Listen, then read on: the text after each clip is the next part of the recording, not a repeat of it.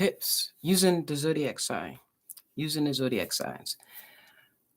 Okay, but first, before we get into all of that, I miss you guys, the subscribers that still hung in there with me. Thank you. I really appreciate that. And I missed you guys a lot. I don't want to say that I'm going to start coming on and then don't come on and then you're like, she lied. All right. Anyway, so we're gonna do 3 parts, and I wrote it down. So if you see me looking down on a piece of paper, it's because I wrote it down. All right. So we're gonna look at 3 different things. We're gonna look at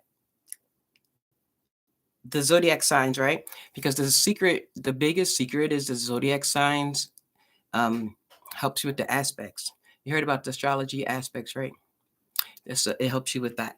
And then I am going to go into learning the language of the symbols on the birth chart. So, you have your astrology birth chart and you have all of these symbols on there. And I think did I get mine?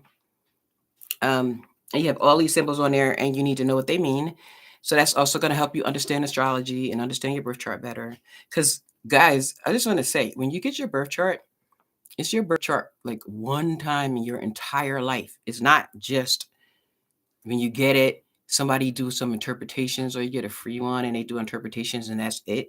Your chart is just as dynamic as you are. So it grows with you. As you grow, it grows. Okay. And the last one is understanding the planets as people, if that makes sense. So, say, for example, you understand the energy of Mars or Saturn, right? But do you know how Mars and Saturn is represented in your chart as an individual? So, we're going to do those 3 things. But first, I wanted to say the most very, very, very extremely, extremely important thing in astrology is the zodiac. You guys have to know the zodiac. If you know the zodiac, you're like 50%. You're halfway there with understanding astrology and astrology charts, knowing the zodiac. And you have to know the order of the zodiac, starting from Aries all the way to where we are right now is Pisces. We're in Pisces season. Hey, Pisces. Hey, Pisces.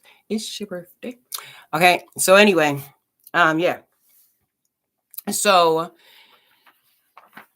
I know that you guys see the zodiac on your birth chart and you know your own zodiac. You might know your sun and your moon and different things like that. You have all of that, but you really have to know it like back and front. So you need to know the order of the zodiac. So you have like from Aries, you got Taurus, you have Gemini, you have Cancer, Leo, Virgo, Libra, Scorpio, Sag, Cappy, or Capricorn, Aquarius, and you have Pisces. Which Pisces, did you know? Like, did you know? Did you guys know that Pisces is not an actual zodiac sign? How many people knew that? When I figured that out, I was like, oh, yeah, that makes sense. Pisces is not a zodiac sign because Pisces is accumulation of all the zodiac signs. It's the last zodiac sign and it includes every zodiac sign. So all 11 zodiac signs make up one zodiac sign, which is Pisces. So Pisces in and of itself is not a zodiac sign. Hey, for the people who don't know me, I'm like a natural teacher. So the way how I talk, I teach talk. Because I want y'all to get it. Hey, everybody in the chat. Okay, so the reason why I'm keep staying on the zodiac sign because it also help you with your aspects on your birth chart. So you have the 5 major. You have more than 5. There's more than 5 aspects on the birth chart. I know you probably don't know all of them. It's okay, but it's 5. It's the conjunction, the trine, sextile, opposition, square. So that's 5. Okay.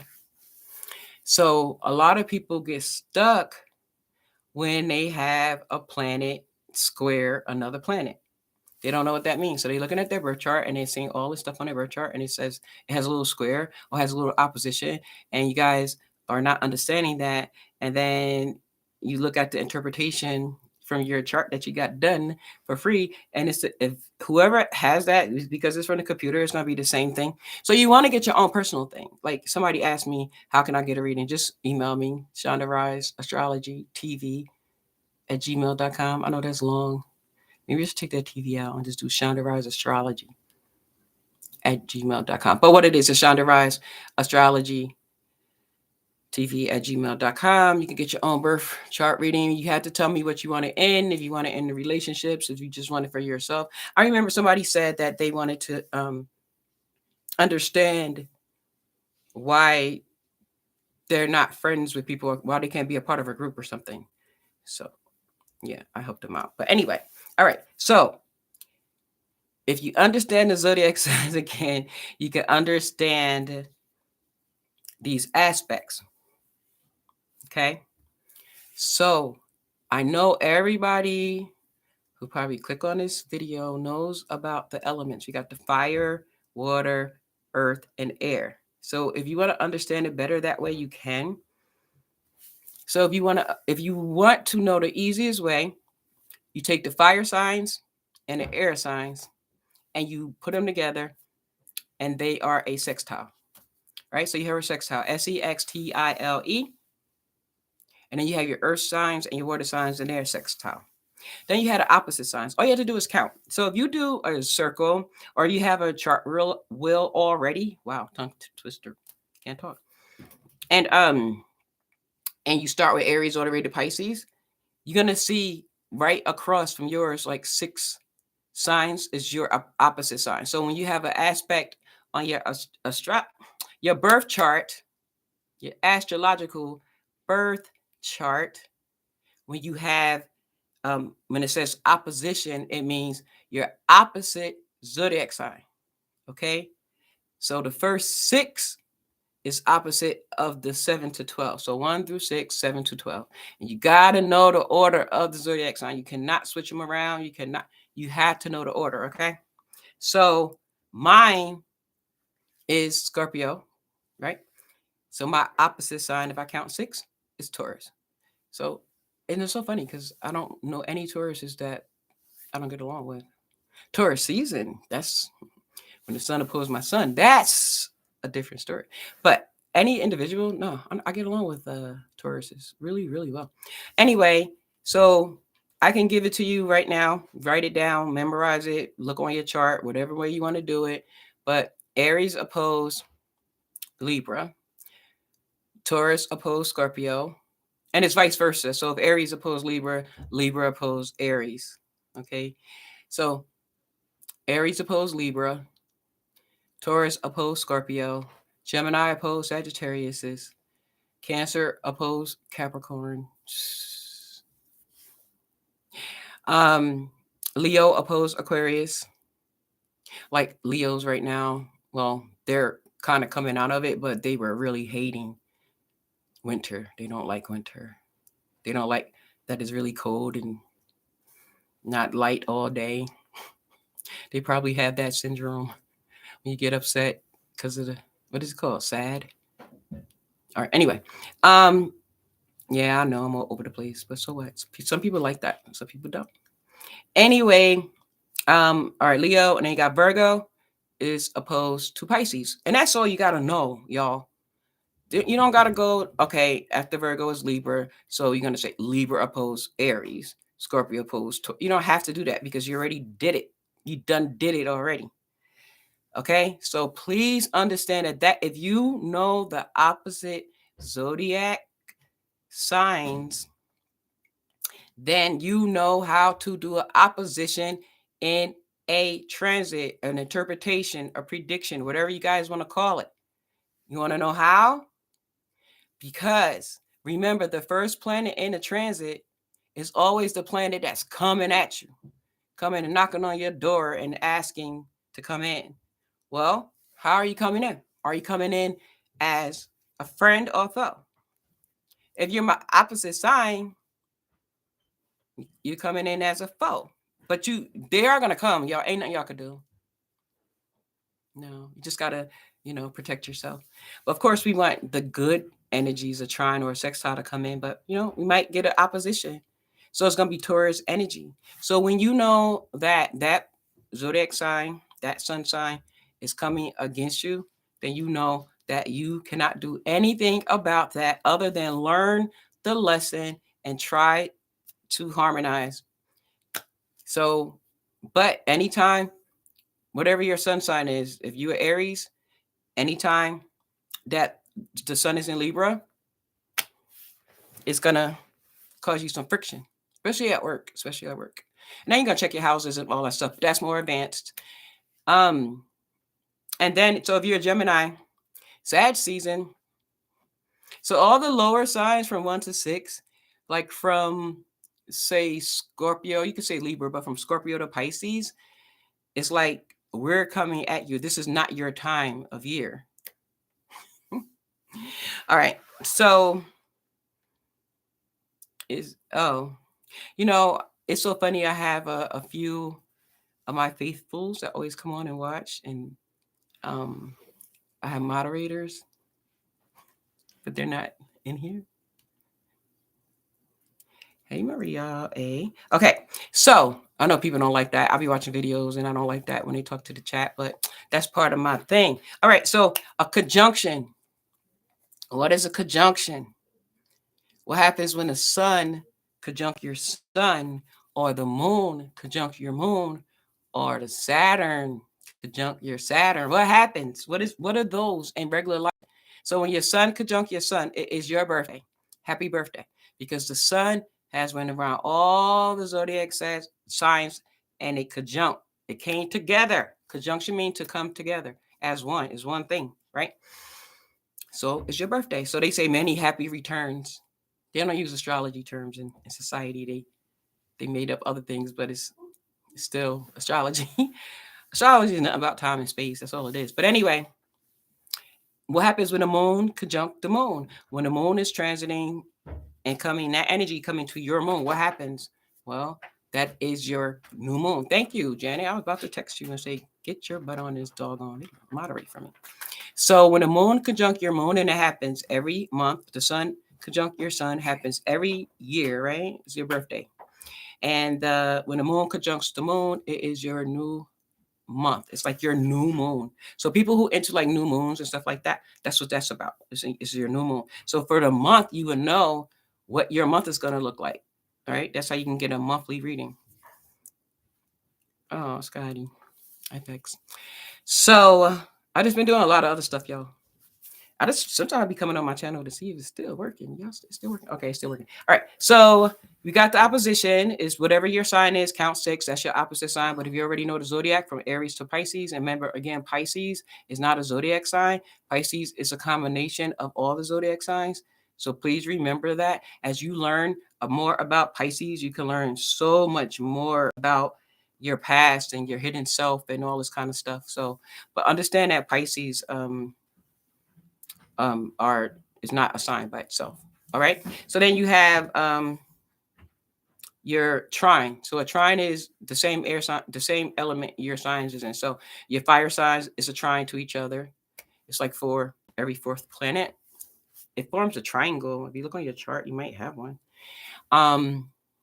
It's 120 degrees apart. So it's like 4 houses or 4 signs. Okay. So you got your Aries, your Leo, and your Sagittarius. They are the fire trine. And then you had the Pisces, Scorpio, and Cancer. That's the water trine. And you have the Gemini, Aquarius, and Libra. That is the air trine. And then you have the Capricorn, Virgo, and Taurus. That's the earth trine. Why am I telling you that? Because those are all trines. So if the sun is in Pisces, which it is, and my sun is in Scorpio, and if I know all the water signs trine, that means the sun is trining my sun. So that's good. And then how do I know when is it going to happen? Like how do you predict? Well, you look at the degree of your sun sign and you look at the degree of the transiting planet, the planet that's coming at you, right? So if it just came, if the sun just went into Pisces, and if every day is 1 degree, so if mine is 3, it's going to be the third day of Pisces. That's when the sun is going to trine my sun. I can feel a shadow before and I can feel it after, but on that day, that's what we really want to look for. But what I like to do, I don't be looking at my trines and my sextiles and all that. I look at my oppositions and my squares because those are the ones that we're going to feel. So then you look at a square. What's a square? A square is every 3 signs, every 3 zodiac signs. So you count your sign and you add 3. So mine is Aquarius, and then 3 more after that is Taurus. 3 more after that is Leo, and then 3 more after Leo is Scorpio. But I can't use Taurus because it's an opposite. It's 6 planets or 6 signs away. So I have 2 squares. We all have 2 squares and 1 opposite because the square is 90 degrees apart. So my 2 squares are um, Aquarius and Leo. I'm saying this and this because Leo is in the bottom half and Aquarius is at the top. Okay, so, and then if you notice all of your squares, each square that you have, because you have 2 squares, each square that you have is a opposite of each other. So start counting 3 signs so you can get your squares in opposition. So that means that I have a lot to learn from Leo and Aquarius. And Leo and Aquarius are opposite, so they are my squares. So you start with your sign, and then you count 3 and 3, so you can get your square and your opposite. You can get your square and your opposition in one shot. So, like I said, your conjunction is always one thing coming back around. So the moon conjunct the moon, the sun, all of your planets conjunct, and especially the Venus. If y'all have a Venus conjunction, that means it's a return. So any conjunction you could say is a return too, right? As far as the transits. So your Venus conjunct Venus is your Venus return. So how do you know that you're about to get a Venus return? And what's the Venus return? The coolest thing I like about it, I mean, other people like to look at their love life and their social life because that's Venus. But I like to look at the money, like when I'm not getting money. So I always can know when I'm getting my income tax refund because all I gotta do is see what day Venus is gonna be a good aspect, like a conjunction, a trine, or a sextile. So anyway, so Venus is. Let me look and see what Venus is in. I forgot. I think Venus is in. It's a conjunction. It's a trine. It's in a water sign. It's in a fire sign. Hold on, let me just look on. Guys, you could just just search any search engine for this, and just look for current planet positions. But make sure you put astrology on there because if you don't, it's gonna give you like scientific stuff or astronomy, not astrology. Okay, so the Venus is in Aries. Thank you, young God. It's in Aries, right? So mine is in Sag. So it's in 8 degrees and 14 minutes in Aries. That's what Venus is in right now. So if you want to know if you're going to lose money, if money is separating from you, then you do the opposite. The opposite of what? The opposite of Venus? No. What zodiac sign is Venus in? Remember I said in the very beginning of the video, the secret is knowing the zodiac signs and knowing how they interact with each other, right? So if it's an Aries right now, what is your Venus in? Is your Venus in Libra? What is your Mars in? If your Mars in Libra, if your Venus is in Libra and Venus is in Aries, it's an opposition. Money gonna separate. So prepare. Look at your Venus in your birth chart to see the degree. Like I said, it's at 8 minutes and 8 degrees and 14 minutes right now. So it could have passed you. I ate something. There's something in my tongue. It could have passed you already. It's according to your degree, or it might be towards the end of the month. It might be towards the middle of the month. Wouldn't you want to know, like when is that shit gonna happen? Like when money gonna separate? You know, you probably already know because maybe you have your bills set up certain days, but that's how you'll know. See if it's an opposition. If it's a square, it's like it's money, but it's not easy to come by. It's some kind of lesson than teaching you it. Like you had to go through something to get to the money, right? And we could talk about relationships too, but I love talking about Venus when it comes to money because I just want to know, just want to know. Um, so if you have a Mars in Libra and Venus is in Pisces, Venus is in Aries right now, then Venus is opposing your Mars. Do y'all know what that is? And I'm gonna get into that's what I want to get into. You know what I'm gonna get into? I'm talking about the zodiac aspect, so you guys can easily get it. Like I said, if you know the zodiac, you got this.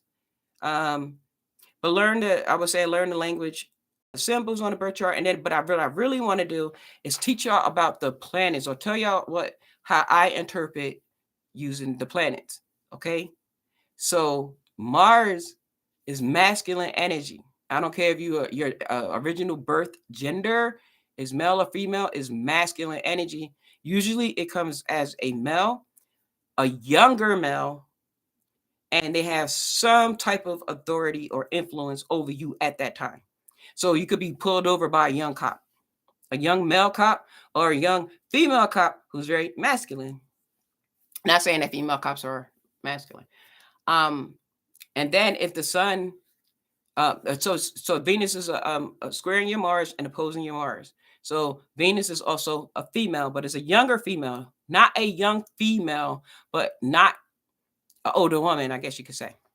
And so that means that if you having relationship issues, right then and there, your Venus is gonna oppose your Mars, and y'all gonna have fights. So if you are in a relationship, check and see where your damn Venus is at.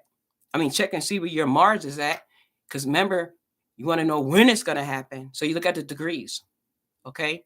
So if it's 8 degrees in 14 minutes and your Mars is in like 20 degrees or something like that, it didn't happen yet, but it's on its way. If your Mars is 10 degrees, even though you know, it passed it, you still feeling some energy of it. So I would say, damn, what happened last weekend? I see your Venus. Well, I don't really say I see your Venus opposed your Mars because people not really understanding that. So I'll say it in the layman's terms, like what happened in your relationship? You know, and if we're gonna stay about money when a Venus opposed to Mars, it's like you're gonna be really aggressively trying to get this money, and the Venus is opposing it, so you're not gonna be able to get it that easily if you could get it at all. It might be a bill you got to pay that you do not want to pay, but that's what it is. But Venus and Mars is considered a younger, and I'm not giving a particular age, but a younger female and a younger male. So it's the male and female, quote unquote, of the zodiac, right? So I'm just trying to give y'all so y'all can we can have an interactive chat thingy or whatever, so y'all can get something out of it. Because I'm not gonna come online if I can't give y'all something to use. That's just who I am with my Capricorn moon. so so Venus, like I said, Venus in Aries. So if you have a Venus in Sagittarius like I do, like Janet do, my Venus in Sag is 636, 6 minutes. I mean 6 degrees, right? And 36 minutes. Venus in Aries right now is 8 degrees, so already passed. So did I get money like a few days ago? Yep, because it was my Venus trine my Venus. If when Venus going to Sagittarius, it's going to take a minute because it's in, remember, it's about the zodiac sign. So if Venus is in Aries, I gotta wait for my next Venus return until Venus go through Aries, Taurus, Gemini. It got to go through all the signs to get back to Sag because it's returning back to Sag. Remember, a conjunction is when it returns into one thing, like your birthday, like your Saturn. Like I don't know who's on here that like 28, 29, not 30 yet. And y'all kind of going through it. It's because your Saturn it took 29 years to come back to where your Saturn is, and you're doing your Saturn return. It just wants you to grow up. I want to do a video on that. I do videos on that, but I want to do another video so for my 28, 29-year-olds so that y'all can stop stressing. I do not want y'all to stress. All right. So those are the returns, meaning conjunctions. Anything that's the same is a conjunction, right? Okay. So Let me see what else I wanted to give y'all an example for something y'all can feel right away.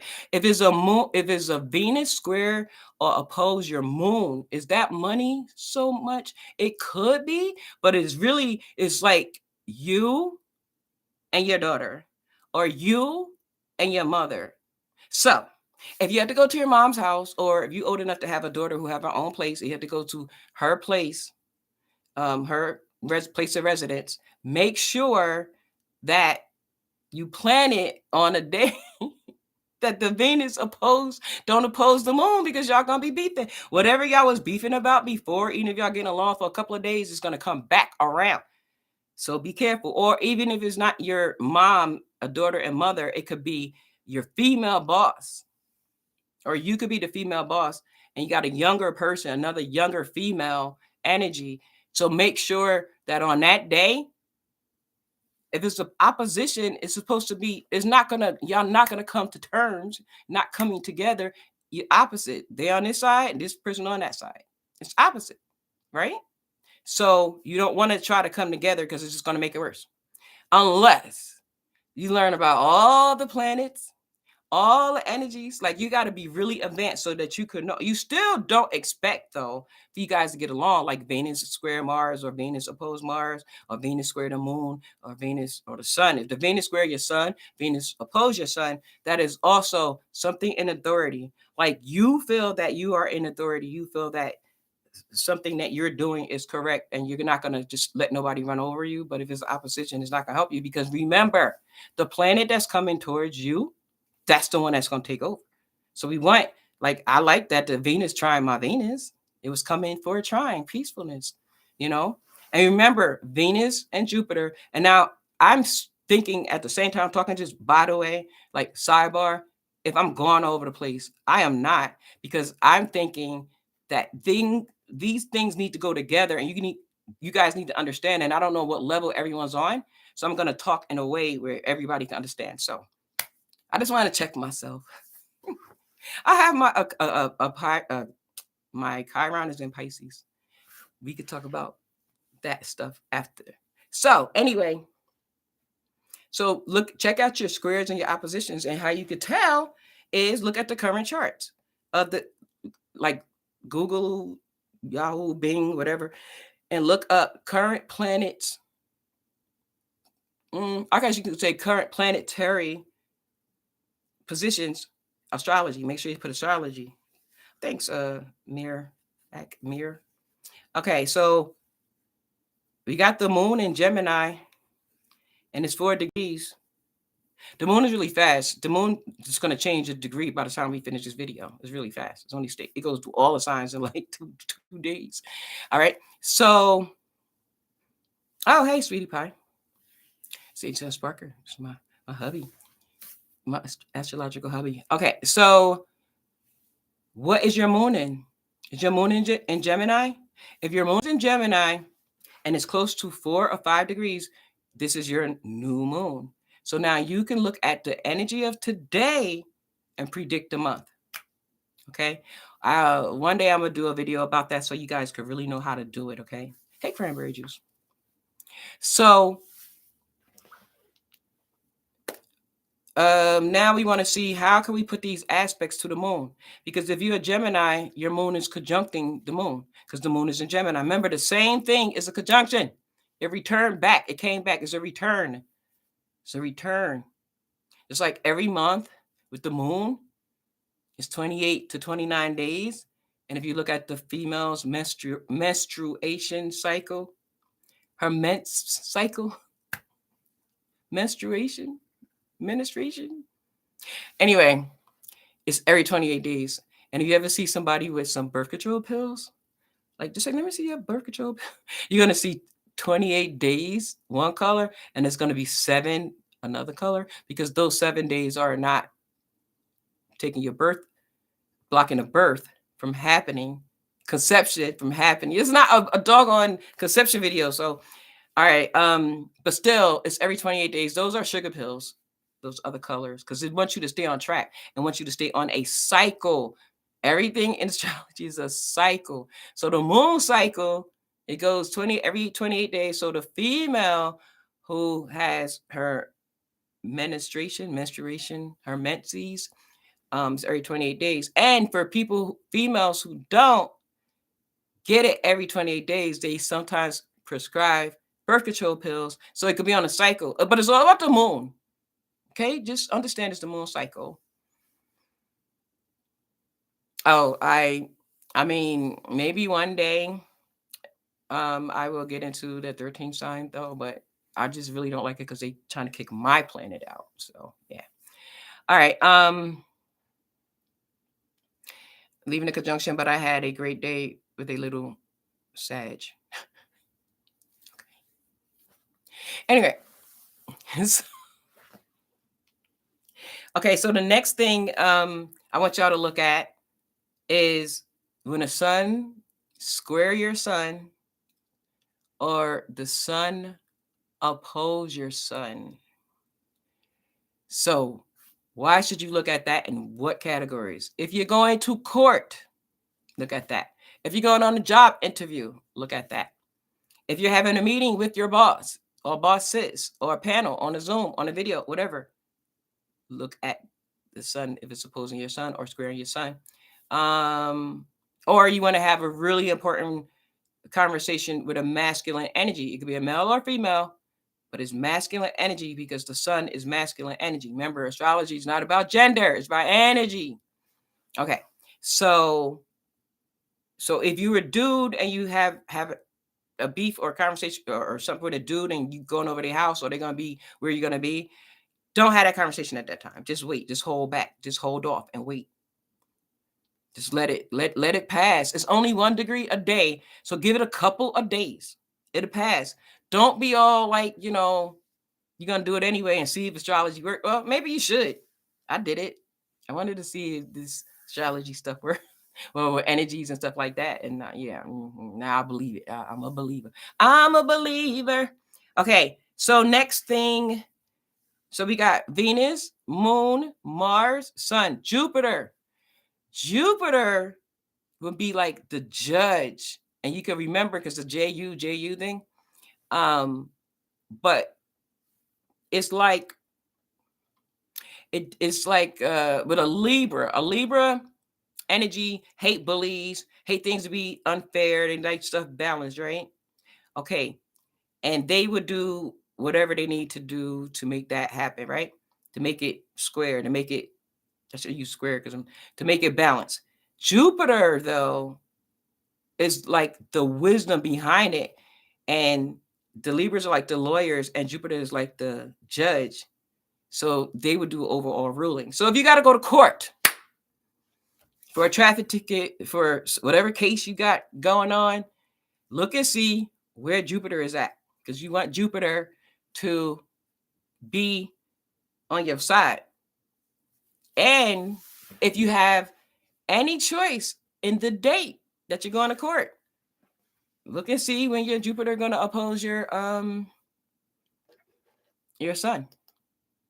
Okay. I'm sorry. I'm just trying to make sure I see all of this. Okay. Now, if this doesn't make sense to anybody at this point, let me know. And then I will explain better. Okay. All right. But in the meantime, between time. So now we got Saturn. Saturn is also masculine energy. Saturn rules Capricorn and Aquarius. Old school Aquarius. So like the original 7 planets, like the original 7 days of the week is a cycle. Same thing as astrology from the sun to Sunday to Saturday. Sun to Saturn. Yeah. Okay. So that's masculine energy, but definitely in authority. So Saturn and Jupiter definitely going to be in court. It could be politicians like the president for Saturn. It's the government, stuff like that. So look at that. And it's about restrictions and stuff like that. You don't want to get restricted on a thing that you didn't know that you thought you had freedom with. So look and see where Jupiter is at. And then we're going to say, okay, well, we're going to use the aspect. What aspect is Jupiter? So Jupiter is in Aries. is in 11 degrees and 25 minutes. So you look on your chart, on your sun sign. Is your sun are you a Libra and your sun sign is anywhere near 11 degrees? Because Jupiter going to oppose you. It's not you could do. I mean, you'll learn something from it because Jupiter is still one of, Jupiter and Venus are the benefics or the most favorable, likable, favorite planets of the zodiac. So even though you have a Jupiter opposition, you're still going to learn something. You're still going to get something out of it. But it's still there. You're not going to be able to push down Jupiter. I don't care if you think you're Aries and you got these rams and you could do it. I don't care. You're not going to be able to push it down if it's opposing your sun. So look at that. Look at if it's opposing your Venus. Now, Jupiter opposing your Venus, it will make you you'll feel like buying something or spending money or doing something like that lavish or whatever. But because Jupiter is there, Jupiter wants you to learn something and expand your mind in another way, not just to buy stuff because there's an opposition.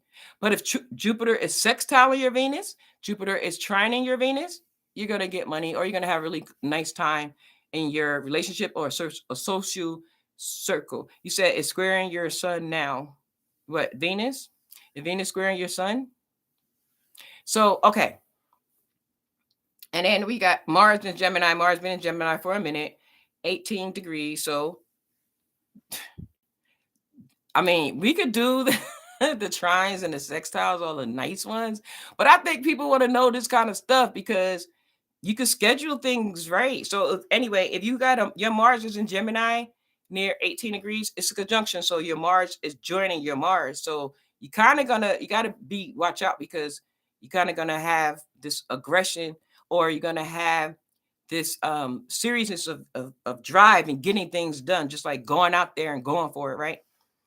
But you got to be careful because you can bite off more than you can chew because you feel strong, you feel like that Mars energy, you know what I'm saying? So you feel more dedicated and all that. But when that transit go, your energy is going to go and then you're going to have all these unfinished business. And who's from Mars? Aries and Scorpio. They always have unfinished business, but Scorpio really don't because Scorpio will start a thing and you would think that it's not finished, but she's so secret and he's so secret that they still keep going on.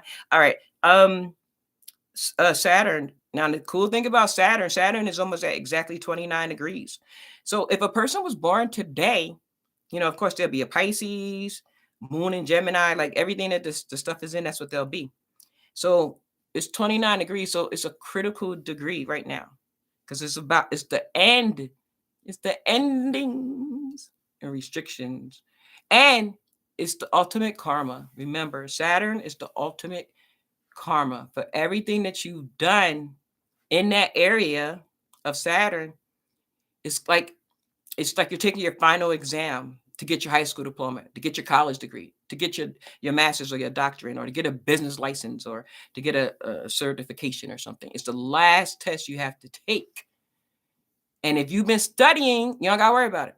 If you have not been, whatever you have done in that area is going to come to pass. And it's the end. You got to start over again. Take a long time. Takes 2.5 years for Saturn to go through each sign.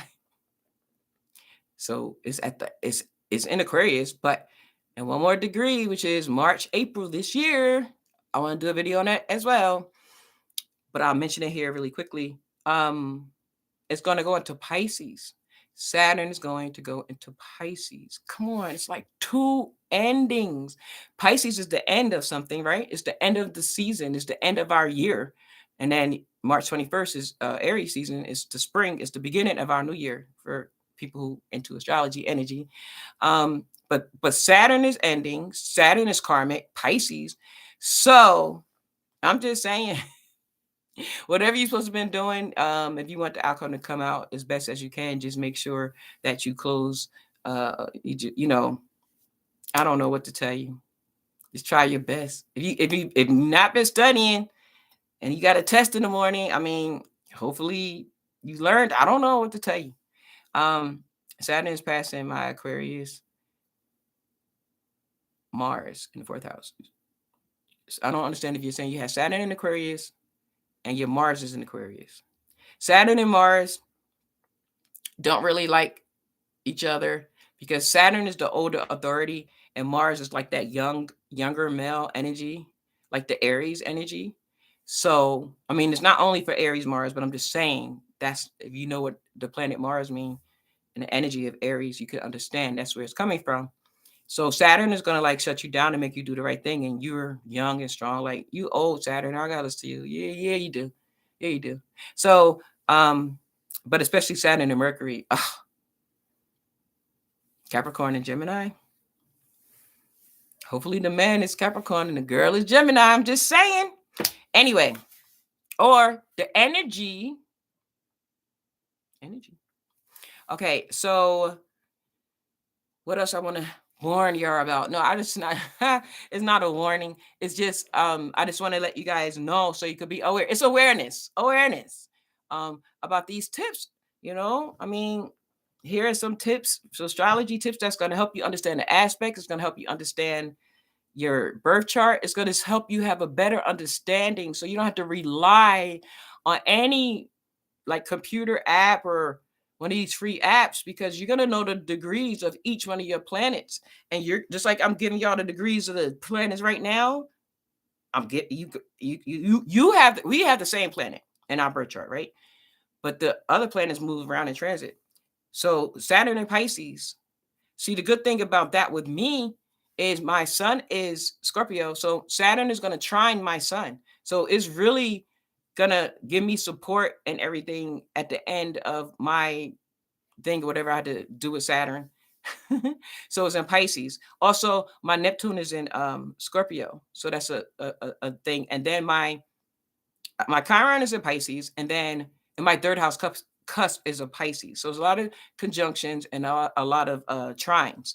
So that's going to be good. But later on, because my Jupiter and my Mars and my Pluto are in the mid 20s as far as degrees. So it's not going to happen this year, but maybe the year after that and close to in Saturn going to Aries, because I have 3 planets of stellium in my ninth Virgo. So if Saturn is in Pisces and my Mars, my Pluto, and Jupiter is in Virgo, Saturn is going to oppose my Mars. Saturn is going to oppose my Jupiter. Saturn is going to oppose. So I got time because it's not happening right now because it's 20 something degrees. So it's going to have to wait. So I can prepare for it now. Like anything I didn't do, like, you know, you're going to take that test and then the teacher didn't show up. They got COVID or something. I don't know. And then they say TBA to be announced or TBD to be determined. And you got more time to study for the test. That's what I'm feeling like that right now. Yeah, Pluto gonna go into Aquarius too. So if now this is how you could tell what's gonna happen because remember your sign, you start your sign 90 degrees is a square either side.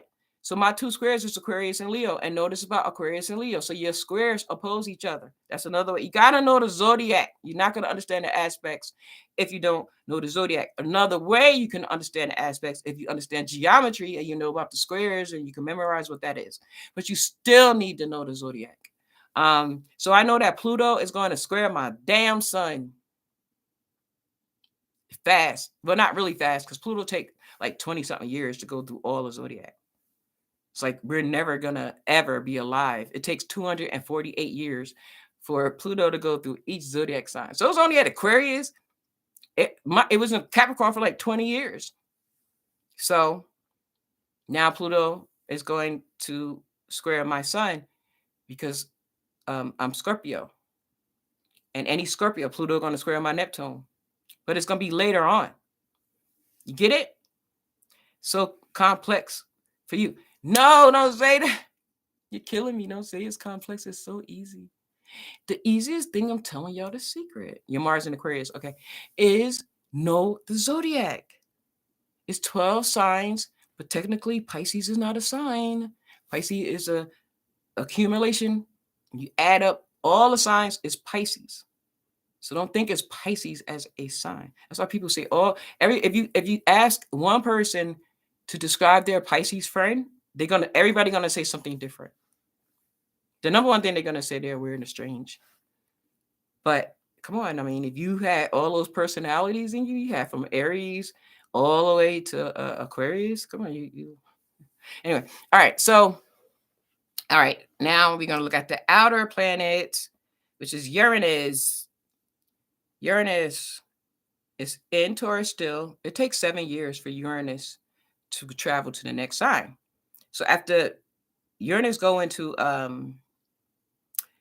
after it finish, Taurus is going to go into Gemini. So first of all, let's say where is it's in Taurus. So Taurus oppose what? Scorpio. So what planet, what house is your Scorpio in? And that's how you're going to know how Uranus is going to come in here and shake things up and shock you, or it's going to be some energy that you're not with. You're going to rebel against it. Like, I'm not doing that. I'm not doing it. I refuse. Like, look and see where it's at, and look and see what degree it is. It probably already happened to some of y'all. If y'all degree is under, if whatever Scorpio y'all have, whatever planet y'all have in Scorpio is under 15, you probably already went through it. But if you have whatever your Scorpio is in, whatever planet Scorpio is in your birth chart, if it's later, it's going to happen later towards 2025.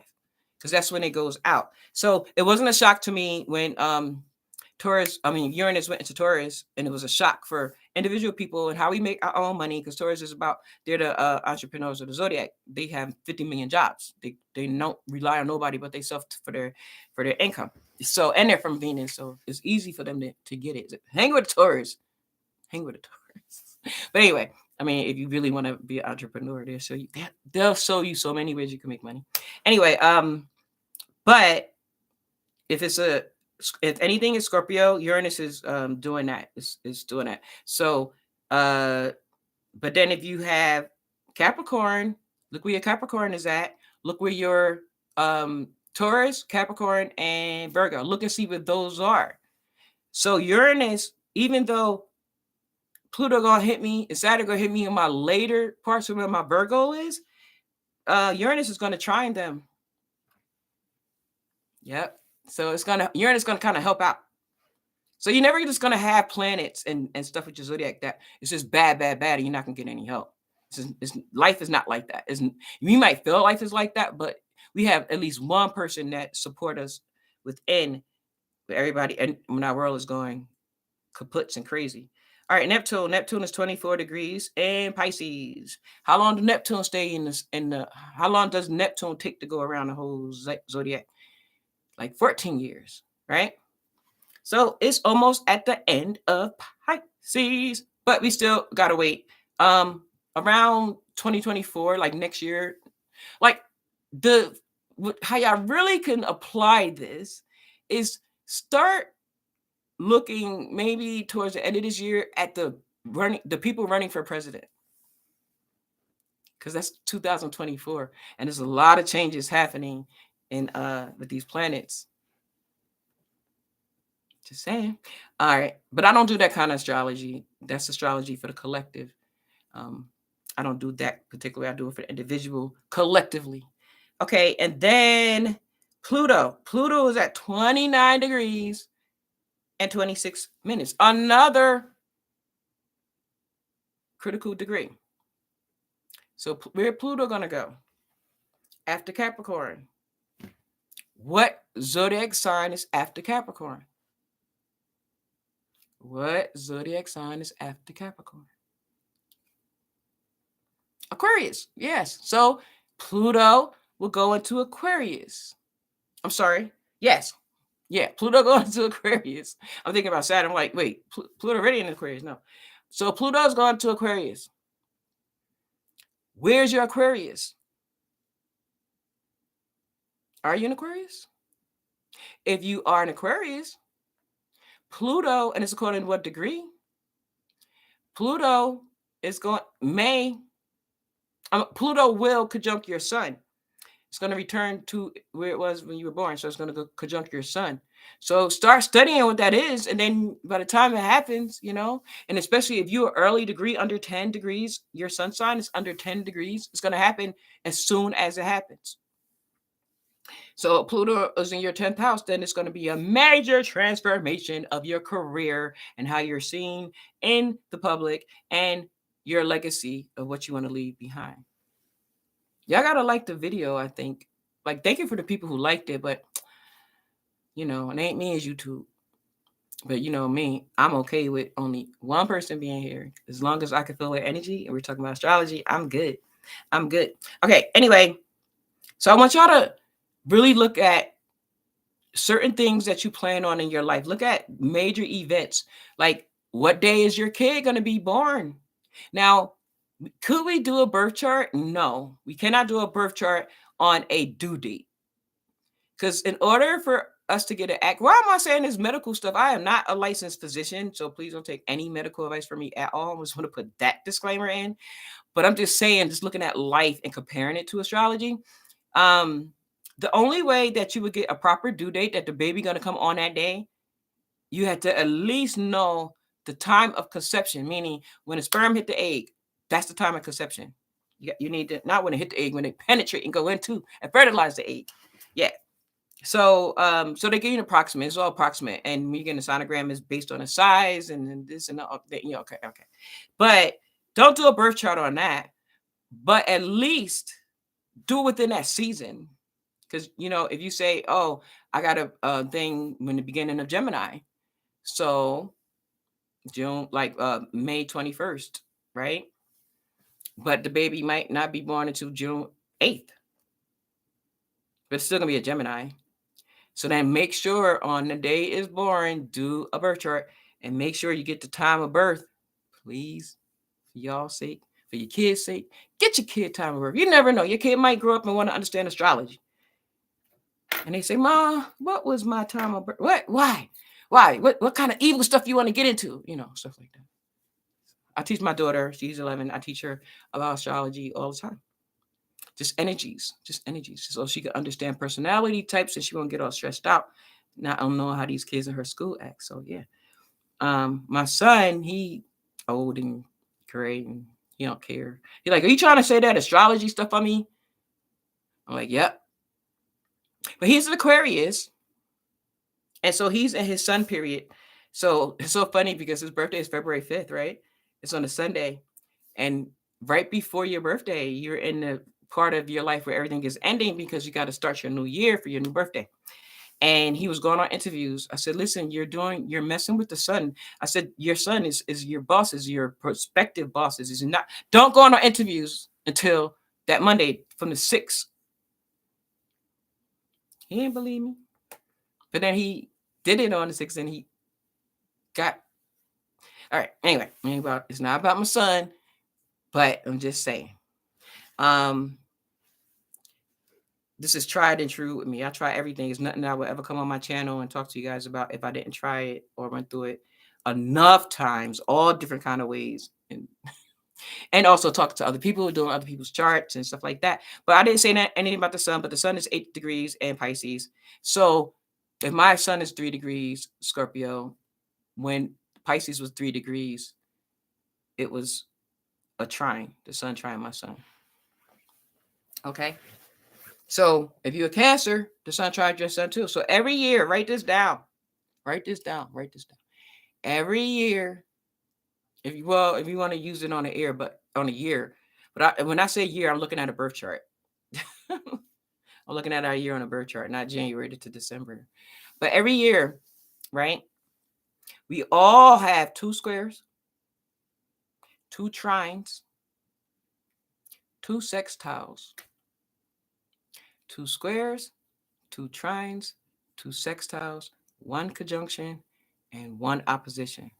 Those are the 5 major aspects in astrology.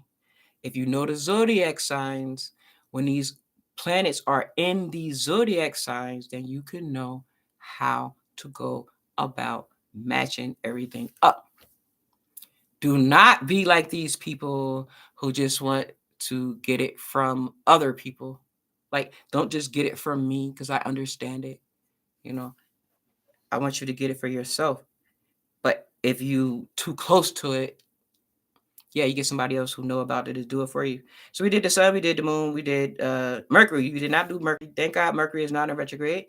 I don't believe Mercury retrograde stuff like everybody believe it. I believe it in certain situations. So since it's not retrograde, I do not have to talk about it right now. Mercury is in Aquarius at 23 degrees. So if Mercury is in Aquarius, where do we have to look to see how it's going to affect us? If it's going to conjoin, return to a planet, we got to see what our Aquarius is in, or our house cusp. And then, or Leo. So if you're a Leo right now, Mercury is opposing your sun. That's instant arguments, especially with a dude, and especially with some sports, some kind of sports. I'm just saying, it's up to y'all. It's because it's Mercury squaring or opposing what you're saying. So this communication or these cards or the internet or whatever is opposite of what you're trying to do. Get it? I hope so. All right. At this point in the video, and I was gonna say Janet in 87. I was gonna say how long I was gonna in a video. I was like, hell no, I ain't doing that because it never works out that way. But this is at the end of the video that of me talking and teaching and explaining. And like I said, I do like to come on my video to see if YouTube will still put it on there. Okay, anyway, so I'm gonna answer some questions that I see. Or if y'all just got comments, no question, that's fine. Then I will go, let y'all go. Or you could understand y'all relationship better with it too. Aquarius like to rebel and kill with sarcasm. Why though? Ratchet boo. Why? Why do Aquarius like to rebel and kill with sarcasm? I'm not going to even say the rebel part. That's too easy because we all like to rebel. But the rebellion comes from, yeah, Uranus, but the rebellion comes from not accepting the status quo. We want to rebel against the system, right? If that was the case, we'll still be in slavery, because they wouldn't say black people can't be slaves. They were sick of that status quo. That's like Uranus is in Taurus right now. And the world of work, the way we work and make money, because it's Taurus energy, and Uranus came in and said, nope, we ain't doing it like that no more. We can work using Uranus energy, the futuristic way, using technology, which a lot of people do now. They work from home and they making their own money. A lot of people got different streams of income and stuff like that because of Taurus energy. Combine the two energies to make your interpretation. Okay? And if you're not as good interpreting, just get better. Just get good. All right. Yeah, but as far as the sarcasm, the reason why people say, I don't know more since I learned it. The reason why people say that Aquarius has sarcasm or code and all that kind of stuff, because they keep forgetting that Aquarius is a damn air sign. Air in their head. Not like that. That sounds really, I'm sorry, Aquarius is not, it's like calling your air here. No. Thinking, logical, practical. When their first instinct is to think, to figure out a thing. If I'm a Scorpio, well, I am a Scorpio, I'm a water sign. My first reaction is going to be emotional and trying to dig and investigate and find the truth and all that kind of stuff. And if I keep getting emotional while I'm talking to an Aquarius, they won't be able to compute, cannot compute.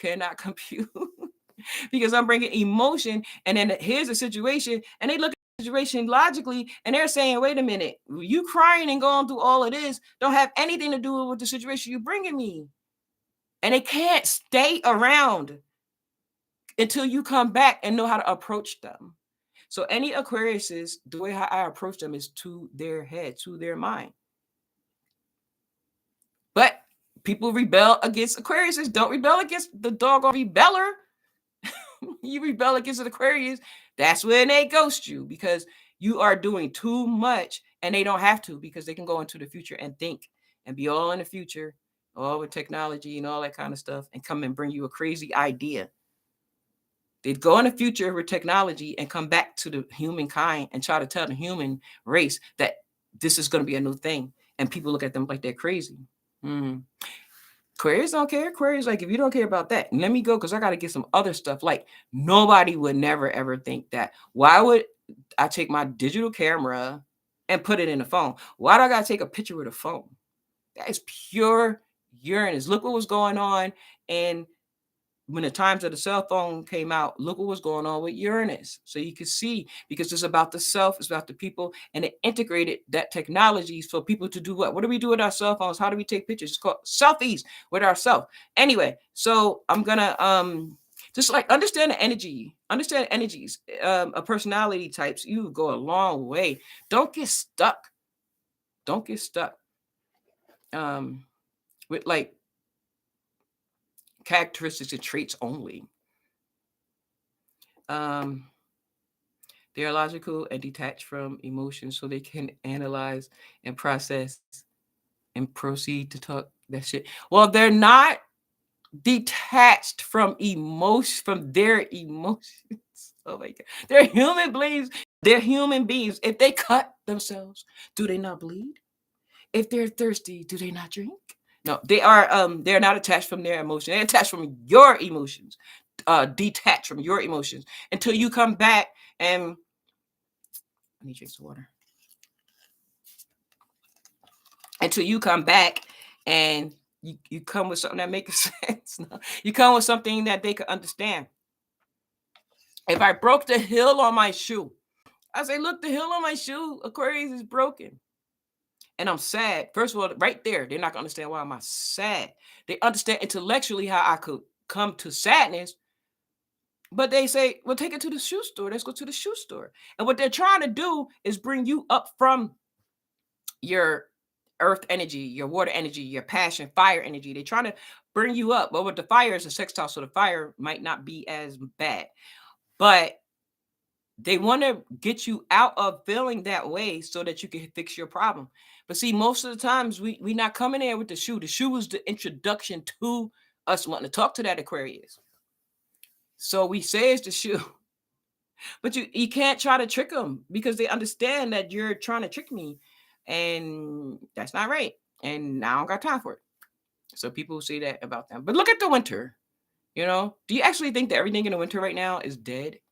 Like the actual earth is frozen. But is it though? Because what's going on in the earth underneath with the earth? Right? With Capricorn, Taurus, and Virgo, they know that there's winter. They know the secret that there's a lot of stuff going on and live, and it's getting their roots down to the ground. Because remember, you got to get roots first before they come up, right? A flower just don't come up. It's just roots first, and then they come up. So this all gonna bud and spring out of the earth and the trees, and that's Aries season. Okay.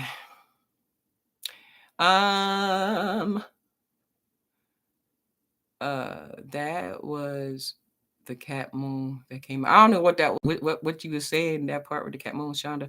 How do you feel about Saturn going into Pisces? I already said that. You got to rewind, Ratchet Boo. You thought you was on here.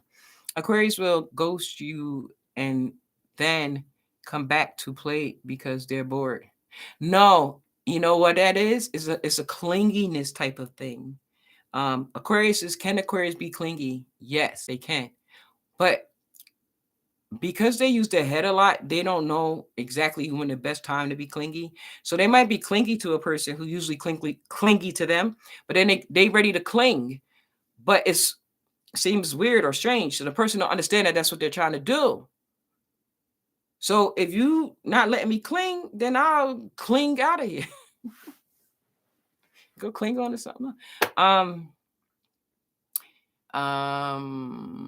look and see, everybody talking about these other signs. Look and see in your chart where your Aquarius is at, because we're not just a sun sign all the time. You got 10 planets. So now you got the same signs in them, that's different, but there's your Aquarius. You do the same thing. I have questions so far. So for the example, the planet Venus, how it want love and harmony. No, it don't want it. It is it. It's not about it wants it. We might want it, but the planet itself, it is that. It represents that. No other planet represents that. Okay. All right, but I mean, we finish. How it want love and harmony, but if it doesn't get it, it would turn into Mars like energy. No, Mars is Mars and Venus is Venus. I mean, can we act like each other? Can I act like another personality? Sure, but it's not my personality. So for me to really truly win, I have to be myself, and I have to stay in my personality. But no, you're not gonna switch. I mean, like I said, you can switch all you want, but it's not gonna stick. So what you do is you work with Venus and Mars. So if Venus is coming and is opposing your Mars, just know that the relationship that you have, your love relationship, or if you go to somebody inviting you to a party or the club or whatever y'all do to go out in these streets, um, it may not be a good day for that. Just say, you know what? You don't gotta say Venus is squaring my Mars. You don't gotta say that. You say, you know what? I'm just not feeling that. Maybe I just want to do something one on one, not with a lot of people. I don't want to go out. Maybe, and then you look on your calendar, see when it's passing, and they say maybe go out next weekend, or maybe you can go on Wednesday because it's going to be a good aspect. Um, Fixed signs are clingy, but are they clingy to people, or are they clingy to structure, to situations? So I wouldn't say they're clingy, and I wouldn't say they're stubborn. I would say they're dependable and they're loyal. Leos, um, Leos, Taurus, Scorpio, and Aquarius are very loyal, but they all loyal in different ways, different energies. That's why y'all need to understand the energies of the zodiac. They don't have those planets on the chart. I mean, those zodiac signs and those planets on the chart for no reason.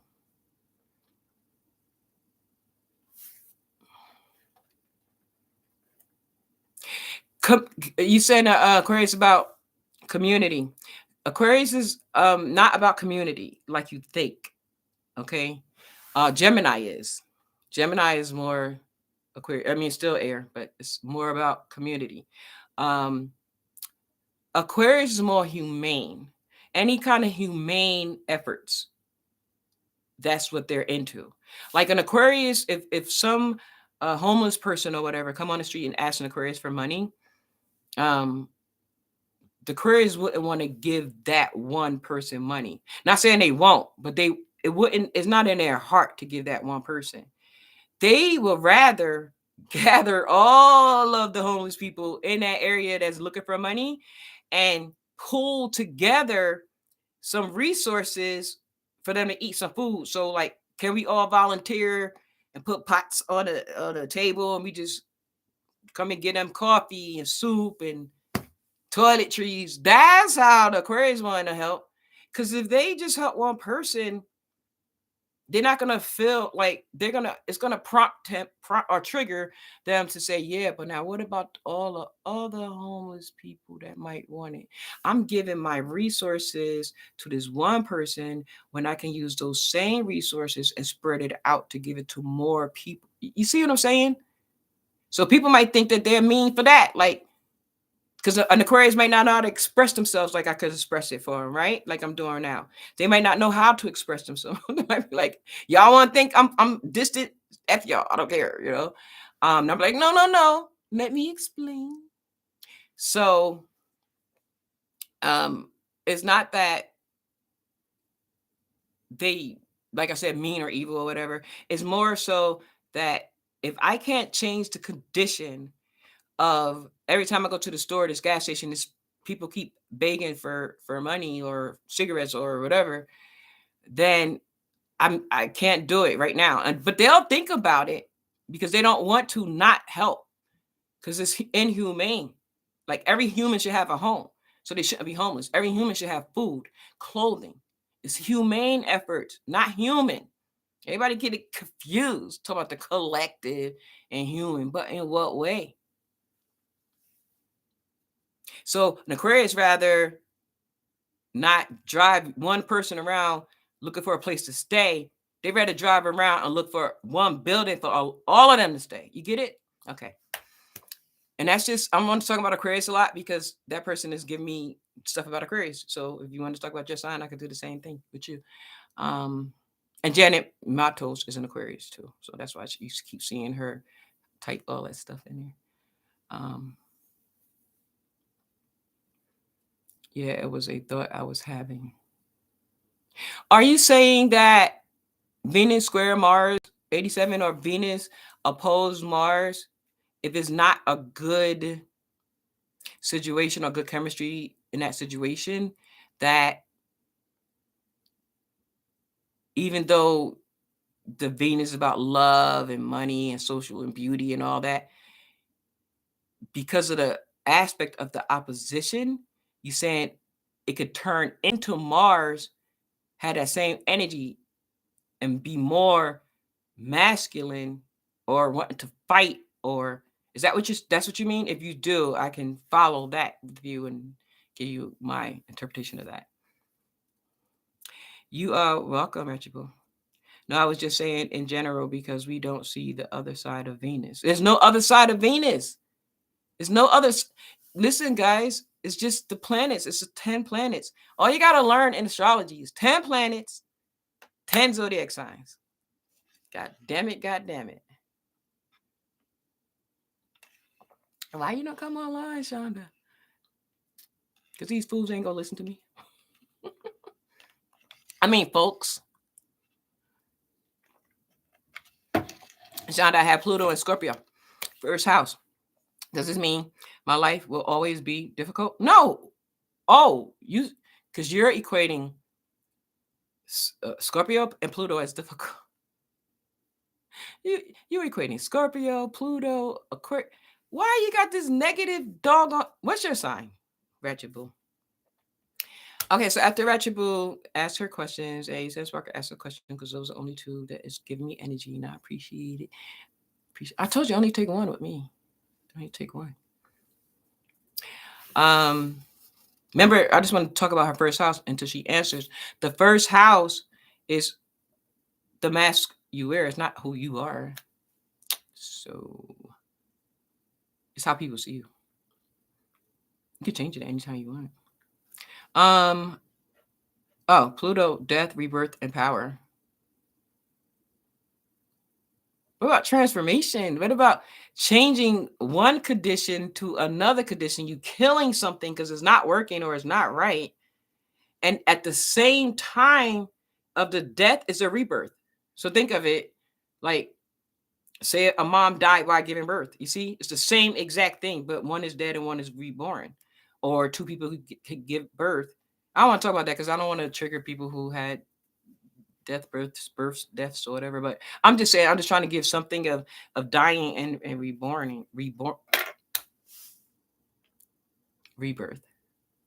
So I would say Pluto equal death, rebirth, not in power, but in I say freedom, because it's three symbols for the Scorpio. So look at those symbols too. You get a better understanding.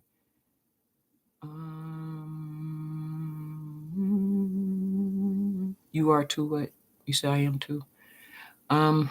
Your Taurus sun. See, I always get along with doggone Tauruses. Why do they say we oppose so much? Like your opposing signs, you can learn so much. Your opposing sign is like a mirror that you putting up at yourself, and every single thing that you are not, the opposite sign is. Everything that they're not, you are. So yeah, it could turn into hate and jealousy, but why? Why, if we don't have to choose hate, we could choose not hate. That's what I say. Aries moon. I'm Capricorn moon. So it's gonna happen, Ratchet Bull. What I'm doing now. That's what I'm doing right now.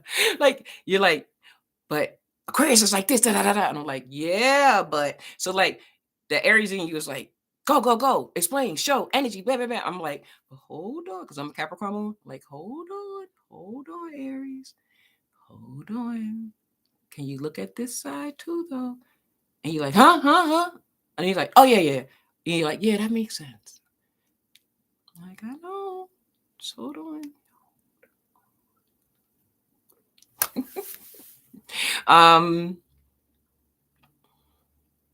Alchemy. I like the word alchemy. I like the season when we see fall, which is happening to the plant. Yeah, that's September 21st. Libra season. It's the spring, the fall equinox. Did you ever try that? To put the broom like on the spring equinox and the fall equinox? It's supposed to be that the earth is perfectly on its axis, like right in the center line. Like half of the earth is light, the other half is dark. It's just the equinoxes, right? But some people put like the brooms on the earth, on the ground, and they should stand up because of the gravitational pull. Okay. Um, Teamwork makes the dream work. Yep. Yeah. So please, guys, I know I'm talking for a while on this. Some people are going to watch the whole thing. Some people watch it in bits and pieces. Like I watch long videos in bits and pieces if they're interesting to me and I'm going to get something out of it or whatever. You could do my videos like that. Um, I like doing the long videos to interact with you guys because I have a Mercury in my 10th house in Libra. So naturally, in the public, I can easily publicly speak and like look at the other side of things. So when my moon in Aries came and she was saying all this stuff about Aquarius, I'm like, yeah, but what about, see, let's look at it both sides. People's like, Shonda, you're all over the place. I'm like, oh, well. Okay, I just said a whole bunch of stuff in my head that y'all didn't hear. All right, so thank y'all for coming on here. I'm trying to think what is the latest time I should come on. I'm a night person, y'all, and like this 8 o'clock that it is right now, and I came on at 6:45, like 9 o'clock. That is so early. I'll be like, not myself, y'all. Like y'all see my Scorpio come out later, so I'm really like from 11 to 12.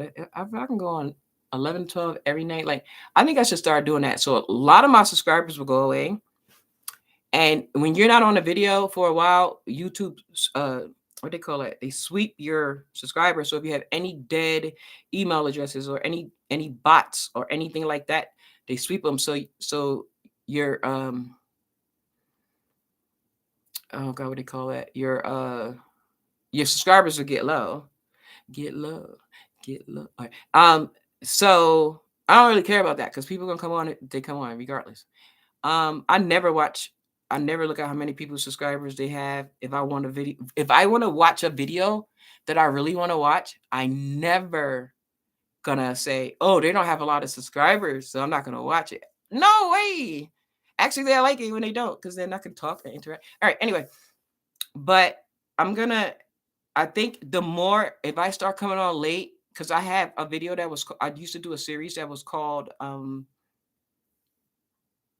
like Insomniac or something like that. It's like it's not only for people who stay awake at night, like who stay up, but people who work overnight, people on the other side of the world, that's different time zones. It was like I had a lot of foreign people. I met a lot of foreign people that way, or not from the U.S. that way, because I had people from India. Like, yeah. So I might just do that if I go at night, like 11 Central Time and up. Y'all see me all the time.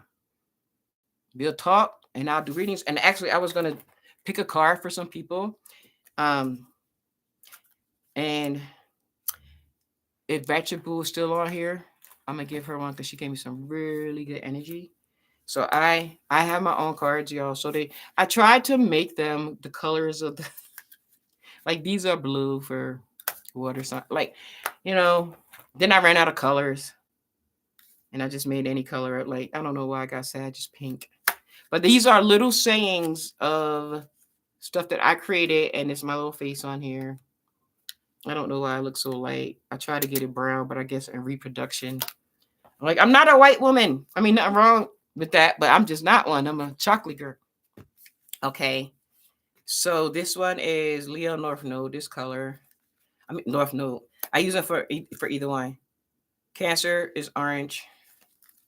Gemini is yellow. And so I'm still, my Taurus didn't come out. This is Virgo. See, it's green at least, Virgo.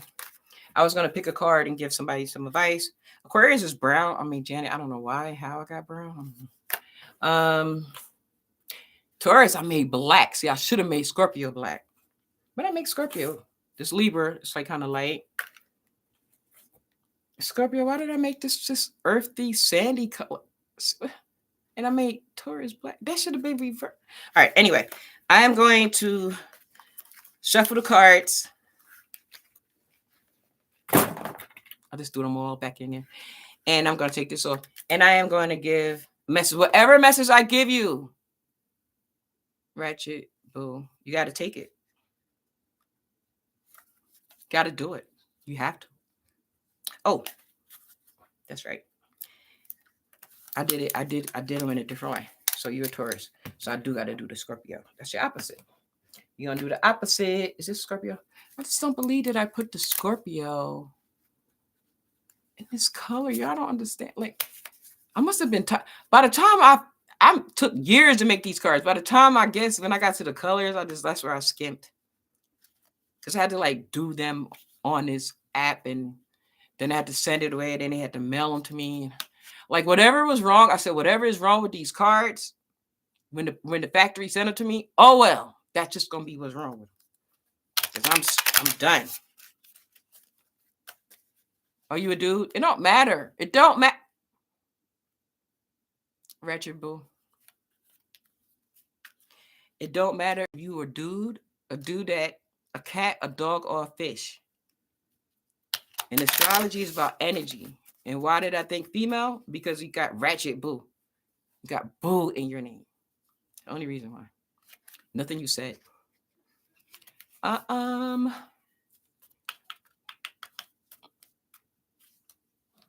Okay. Like, I'm a straight individual, as far as I know. Yeah, you never know. But I'm straight, far as I know. But I have a astrological husband that is totally, far as looks, opposite for me. I'm tall. I'm 5'9", right? Black girl, tall black girl. And my astrological mate, my astrological husband, is white. That's one thing. Short as shit. And really petite. And younger. Way younger than me. But that's my astrological husband. Our charts is like a marriage. And and she's a female. Did I not say that? Maybe if I would have said that too. I just don't look at her as a okay. Her energy is very male, and it's Capricorn. It's just our charts are crazy. We're supposed to be married, so we're not, but we are energetically wise. We probably was married in another life, or gonna be married in the next life. All right, here you go, Ratchet Boo. I am going to give you a card. It was written in the stars. It was written in the stars. She know I don't talk like that. Okay, let's see what it says. Ratchet Boo. Now I can read it. It's boring. I think you would rather me say it other than me reading from the card. So I'm gonna say it my way. So it's something that you're doing today or this current time in your life that you holding on to something really, really tight. Because you fixed. But you're holding on to something really, really tight that you really need to let go. And once you let it go, and I know you don't want to, but once you let it go, it's going to free you to get the other thing that you really, the universe or God or whatever, is going to give you. And you know that sometimes, but you still holding on to the old thing. You got to let it go because it was all the way from back there in the past a long time ago. And you bring it up today and it's blocking you. You're like in this big box of something and it's glass and you can see it, but you can't. You blocking yourself, then you're and engulfing yourself into this pain or the situation that you had a lot of years ago. You gotta let that go now. You gotta let it go because it's almost like it's stopping you from being the person who you trying to let people see that you are. So it could have been something you did or experience you went through that from other people, and it was so strong that you're blocking yourself from being who you are, or it is from people who knew you before and you have changed, but they only see you as that person before or what you did before or whatever, and you are allowing it. You gotta let that go. And I don't say let it go like it's that easy. I'm saying let that one thing go. And how do you let that one thing go? Is by being the person you are today more, showing yourself more that you're that person now, and opposed to who you were before. You know, we evolve, we change, especially Tauruses. Tauruses take a long ass time to change. Talking about Aquarius is, at least they're futuristic. At least they all got time wait for no damn slow ass Taurus. They come back with some information. Taurus like, huh, what?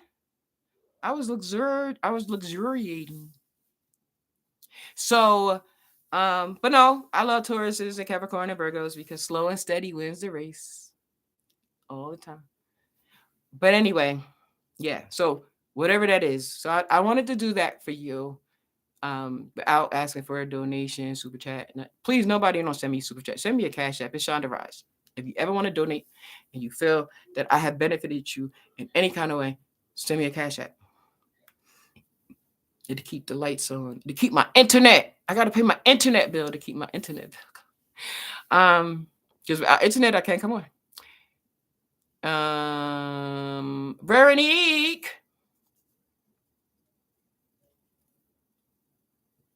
Well, I'm glad it was real. I'm glad you felt the big time, but you got to do it. Yeah, same thing. I think it's Shonda Rise Astrology with PayPal. It's right on my channel dashboard thing. Just click on it. Got Cash App, PayPal. All right. I just don't talk about it that much because I be so into the topics that I talk about that I forget about. I gotta still do your YouTube stuff. Like, please like my video, share it. You know, if you got something out of it and you want to give me a donation, do it. If you don't want to, help somebody else in something that you're really good at and you could charge a person for it, but you don't. Just help them in that and then pay it forward. Then you'll get good karma.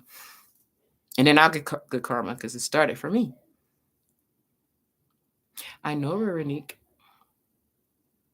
Yeah, so no feeling nothing big time because I know you're going to take some time to do it. Thank you, Ratchet Boo. And Ratchet Boo, your damn ass not listening. See, I said, don't send me no damn super chat. Send me a cash app. Because y'all know that YouTube take portions of it. It takes 30 days for you to get it. And then they take a portion. So that $5 probably get like $175. But thank you.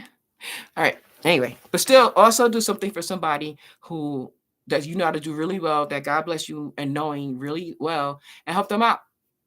And that's more than money. That's more than money, you know? Anyway, what I was gonna say is that Taurus, I know that your address is Venus. I know. I know. And you want to luxuriate in luxurious things. And you ask the question, what's the rush? All the time. Well, it's not that it's a rush. We need people like you to slow us down and see details of stuff, you know. But for this situation that I pulled that card, you can't, because the person that the person that you're showing us, and especially me on this video right now, is probably the person you don't show people in your regular everyday life. You probably show them whatever you trying to hide from the past, and is stopping you. The card said it was stopping you from go. I'm sorry, it's getting hot. It's stopping you from being a person you are today. So maybe you need to show more of yourself today to the people in your life. And it's not for them, it's for you. Because once you do it and you come out the closet, and whatever closet you got to come out of, but once you do it, you're out. You're out. You're out. And you just keep doing it over and over again. And then the person you are today will supersede the other person that you were in the past, if that makes sense.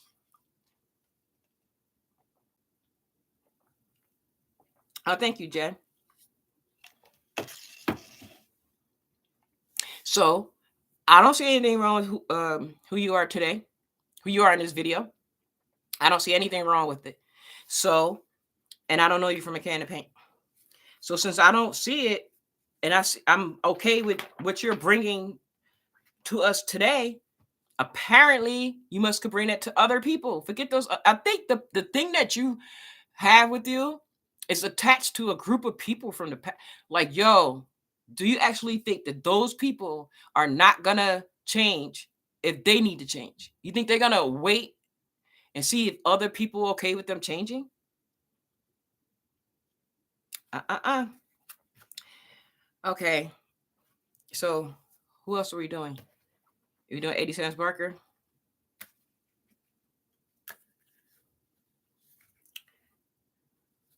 I saw it. Oh, I threw them all back in here. I think, yeah, it's orange. So we're gonna do 87 Sparker and me, I guess. Oh my god, I'm a Capricorn moon. Sun and the moon is really, really, really close to each other. It's let the dead bury the dead. Ugh. That's like some uh Walking Dead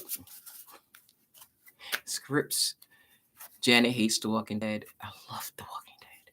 Not so much of the zombie thing, but I just love the storyline. I didn't like the last season though. Anyway,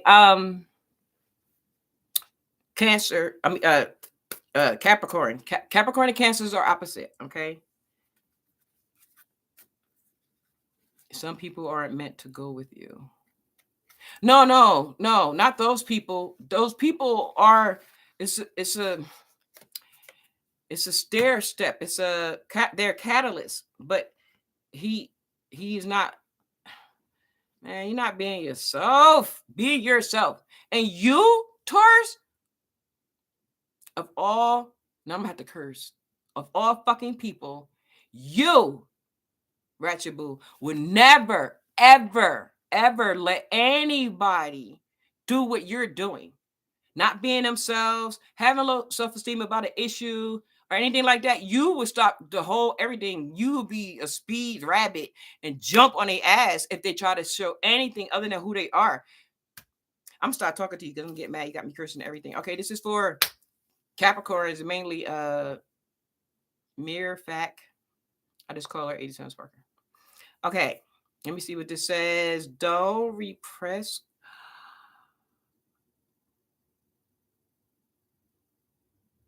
I'm sorry.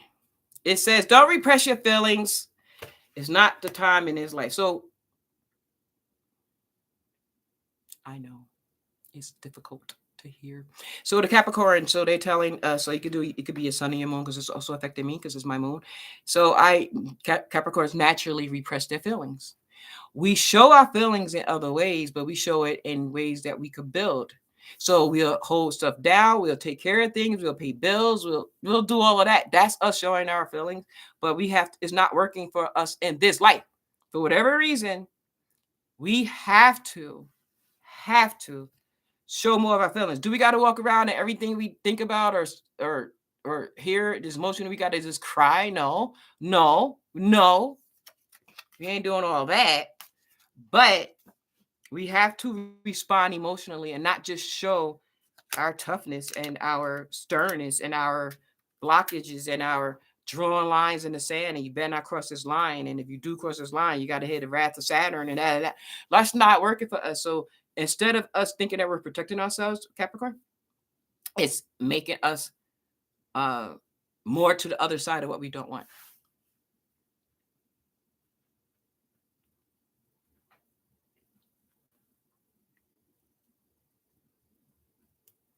I saw somebody.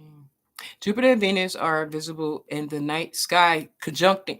Yo, so if y'all go to it's not astrology website or anything like that, but it's called Time and Date. So the word time and then AND and then date, timeanddate.com. And then if you look, it gives you all these calculators on how old you are. It gives all these calculators. One of them, when you go on the website, and I think it's on the main page, look at like the night is, I think it says something like the night sky or something like that. It says night sky and your area. So you just put your zip code in, and then it'll tell you any time of night Any days, nothing special. It's not astrological. It'll tell you what planets are visible in the sky. Then you go outside and look. Now, if it's a cloudy day in your neighborhood, then it's going to tell you that you're not going to see shit because it's going to be cloudy. Like at least at the but yeah, but for real. And then you could look and see, like, wow, this star look really close to this star. Wow, wow, they're coming into one. They're conjunct.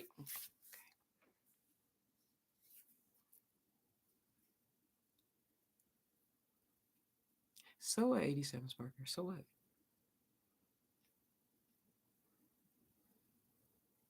So what, Janet? You saw it. So what?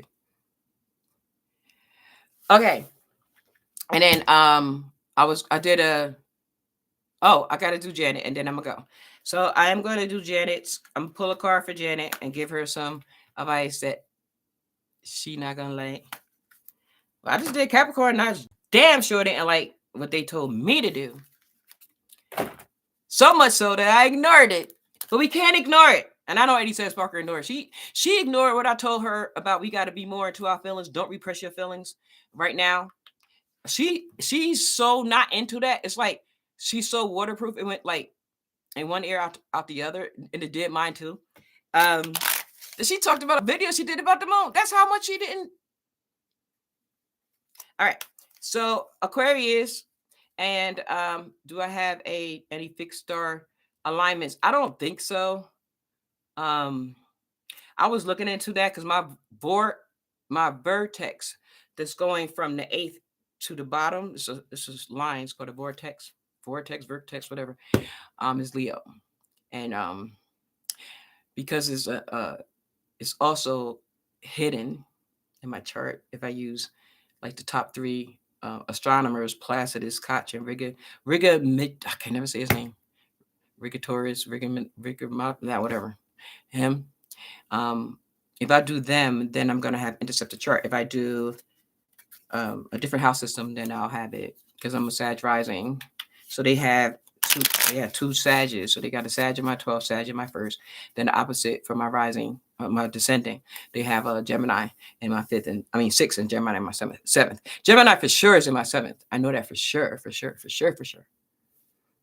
And yeah. Okay. When you was telling me all that, I was saying what? All right. This is for Aquarius, namely Janet, because I know she's an Aquarius.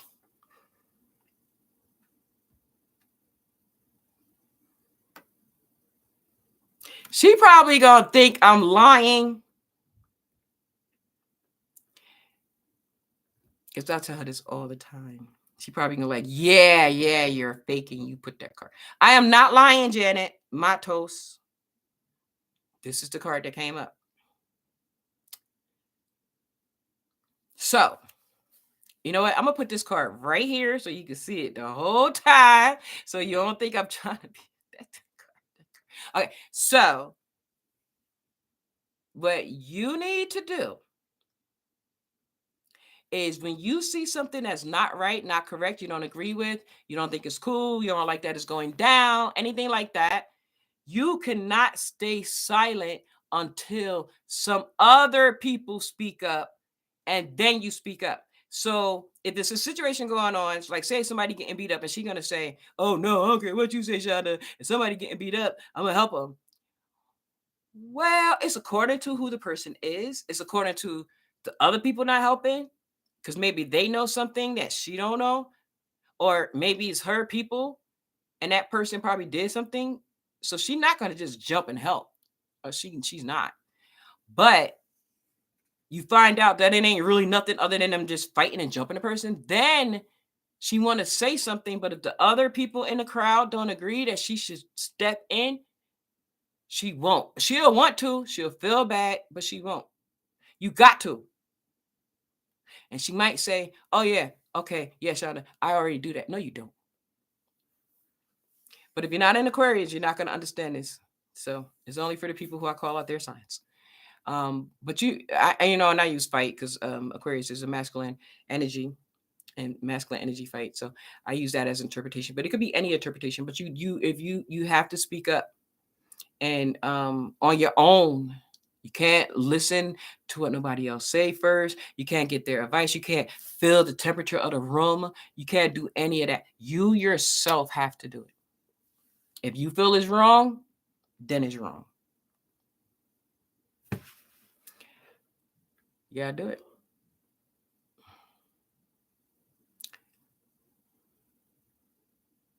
I didn't Aries because there was not an Aries that came on that was talking back on the chat. So it's only a Taurus, a Capricorn, and Aquarius because she my moderator.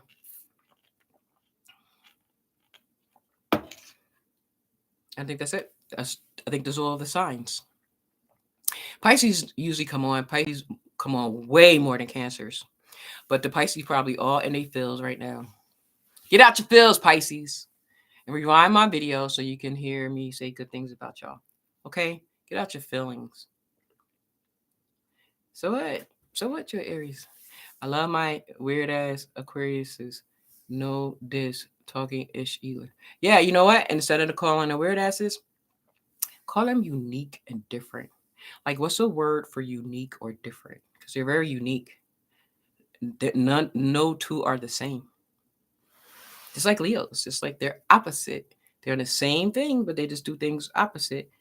A Leo would definitely speak up and say something if something not right or whatever. They're not going to even look around or even consider somebody's feelings about that they should change. They should speak up. Aquarius want to be agreeable to the crowd, whatever crowd they think that they should be a part of. So it's not just any crowd; it's the crowd that they want to be a part of. And if those people not doing it, they ain't gonna do it. You know how in certain cultures that if you see a lot of those same people in your culture start running down the street out of fear, wouldn't you start running? Because you don't know what they running for and you don't know what's going on, but you not staying you're gonna run with them because they running. Then you got other people that will go the opposite way and go and try to figure out what's going on. Now I'm not one of those. I'm people that's good. Like, why are we running? Where are we running? What's going on? I'm gonna run with the runners. So I mean that's the group I chose. But anyway, I'll do Aries. I don't know why Aries want me to do that. All y'all gonna do whatever I say. Y'all just going to cry and have tantrums. Yes, some have God complex. The Aquarius only because of Saturn and Uranus. Understand the planets and you understand why. Then y'all stop talking about signs. And you know what? Before that, why don't you look in your chart and see where your damn Aquarius is at? Because that's what you do.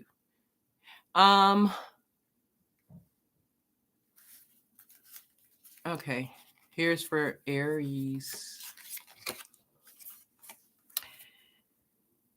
Understand the beauty of the process of getting something done.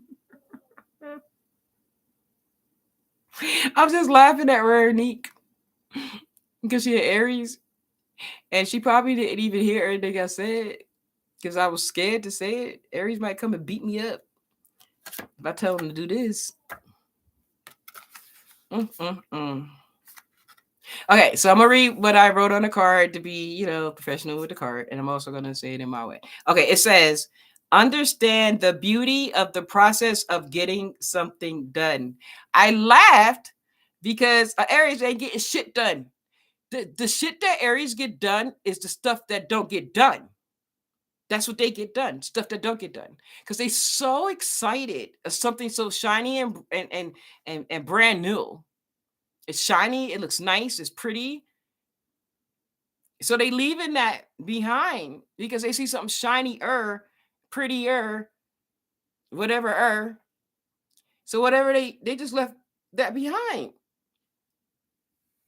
And then they see something shinier and prettier and more new and more gadgets on it and more whatever. So they leaving the other thing. So that's left behind.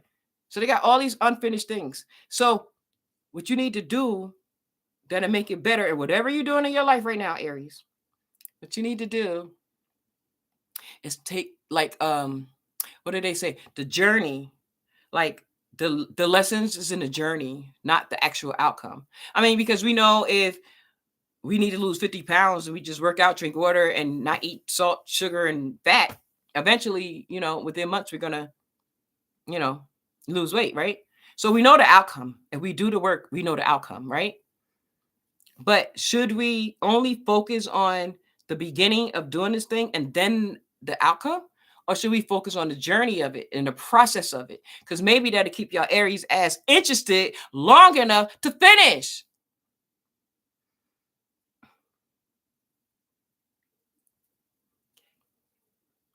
Woosah.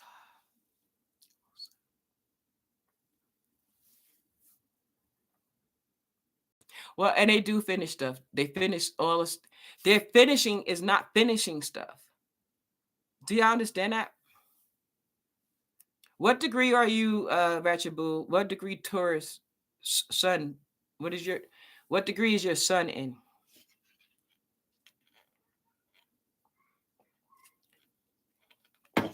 You ever heard you have beginnings and endings? Yeah, you have endings. The endings is when you start something new. think of it, think of it as a relationship.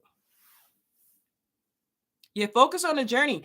I really think that if you focus, if Aquarius, Aries was to focus on the journey when they see something nice and shiny and new and more lights and electricity and loud noise and all that stuff that excite Aries, if they look at why they like that stuff and what can that thing give them and how can it help them, then they probably more finish it. But the problem that I don't want you to go through, Ernie, because I know you're one of my loyal subscribers and you've been rocking with me for a while. So, but what I don't want to happen with you is that, like when Saturn come and your sun is in the 12th house and stuff like that, when it's time for you to, or your moon or something with the moon or Pisces, and when it's time for you to kind of pay the piper or get judged or scored on the graded on a test or whatever that you didn't finish, and what's going to happen is they're going to bring those situations back to you to finish. Like I always tell people, you can't just throw stuff out in the universe and it's going to stay there. No, it's a damn boomerang. We don't know how long it's going to take to turn around when we swing it, and we don't know how long it's going to come and take and hit us in the back of the head, but it will happen. So I don't want that to happen to you. Well, I would say to Aries, because see, it's some Aries that I don't care. They need to get hit in the head with a boomerang. But um, and it's okay to have excitement. I mean, we didn't have Aries, we wouldn't be excited about shit. We need Aries. We need all the signs. That's why it's 12. So that all of them together. But we need that. We need excitement on something, but y'all get excited on everything. And it's yours. If you first saw it, if you're at a club and you see a cute guy and you tell your friends, yo, he might, don't talk to him immediately. You claimed him. And whoever, if any of your girlfriends go against that, or you might have a new person in the group and she don't really know how your ass is at clubs, when you be claiming shit,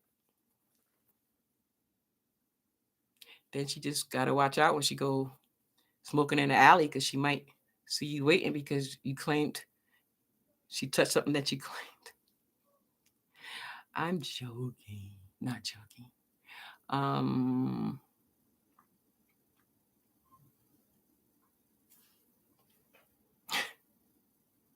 Some of the stuff I am not even repeating in these comments. I love all zodiac signs because I have Aries in my zodiac. So if I don't like a zodiac sign, it's something I don't like in myself.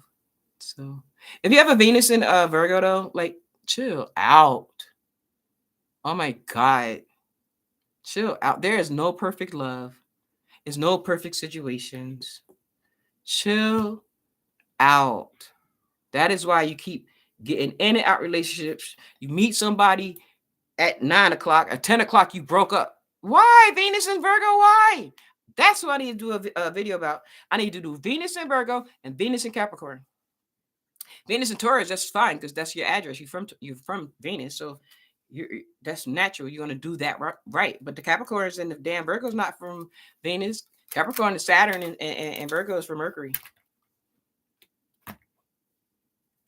not Gemini Mercury, because they fast as shit. You saw that old man in the tarot card? That's Virgo. Okay.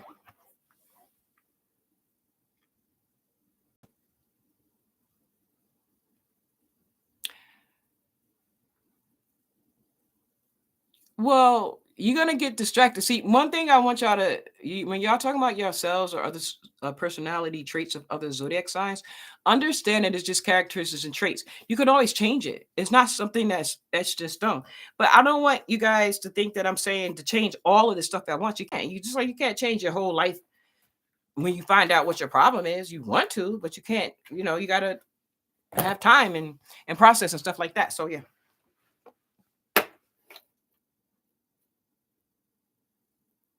Aries and Venus. No. If you have Venus and Capricorn or Venus and Virgo, cool out. Like, calm down.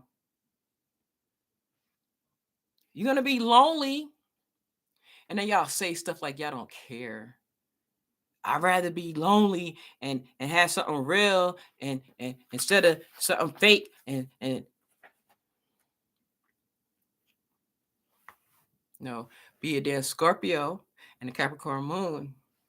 And then say you could be alone when you old, because you really could.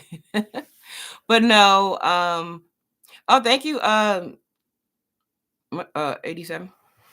I don't know if I call you 187 like a damn gun. You're welcome.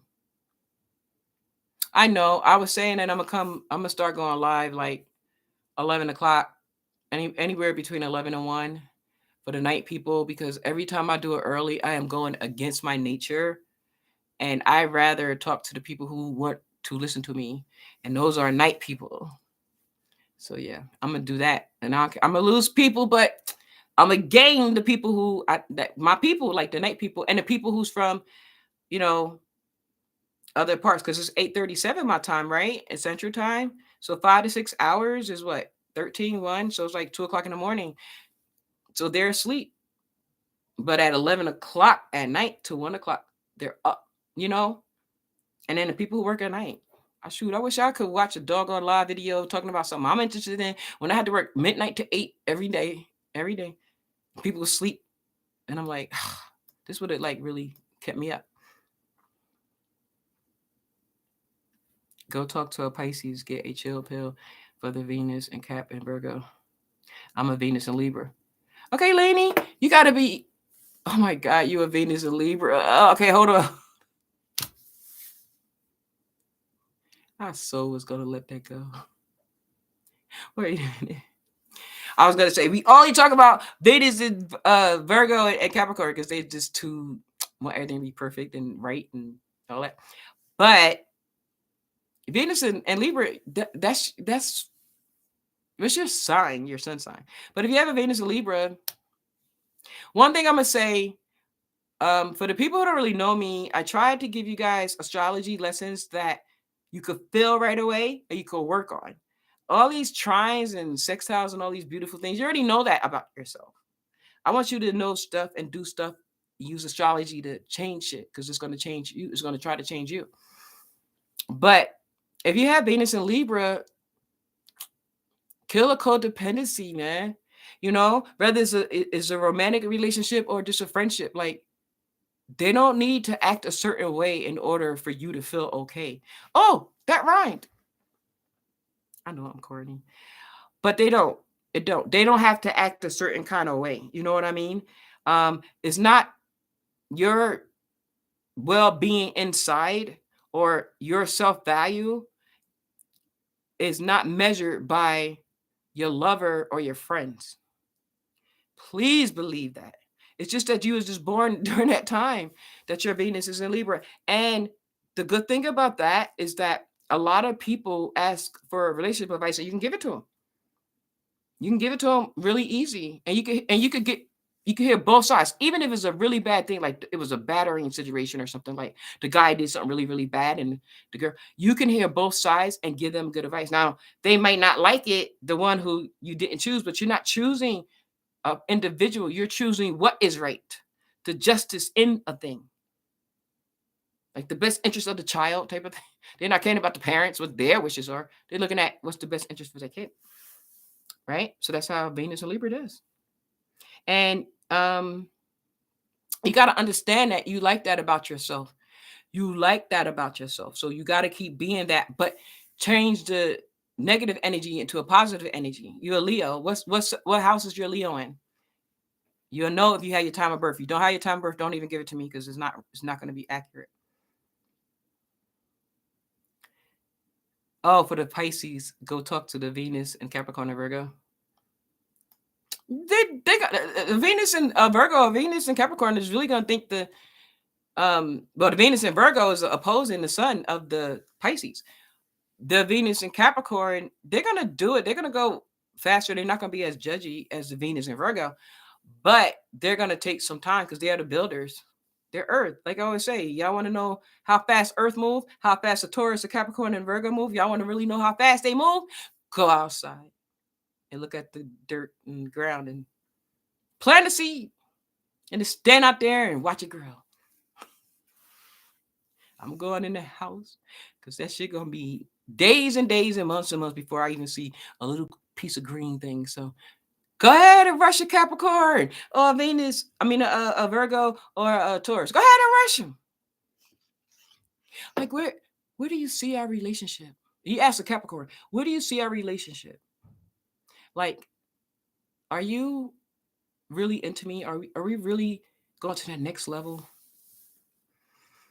If a Capricorn look at you like you're out of your mother effing mind, it look like something is right here, but it's not. It's a light for some reason. If they are with you that long for you to even ask them that question, they don't understand. It's not going to compute in their brain that why don't you understand that apparently I'm taking it to the next level because I'm still around for you to even hear, for me to even hear you. Ask me that question. Don't ever ask me that question again. Because see, now you done messed up. Because see, you was going good. This is the Capricorn. Everything was going fine. I did all these tests, tried and trued. You was going fine. But here you go, now messed it up. And the rule is I can't unhear that. I gotta put it inside the whole plan and the whole goals of me doing whatever with you. So now you messed that up. Just don't ask a Capricorn about anything about how serious they are about you. If they are still with you, they are serious about you. Just know that. Just know it. Now y'all can go ahead and say that lady don't know what she's talking about. All right, I don't, but I ain't gonna do it.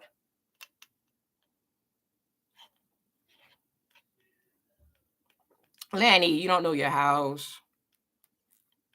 13016 is a Libra.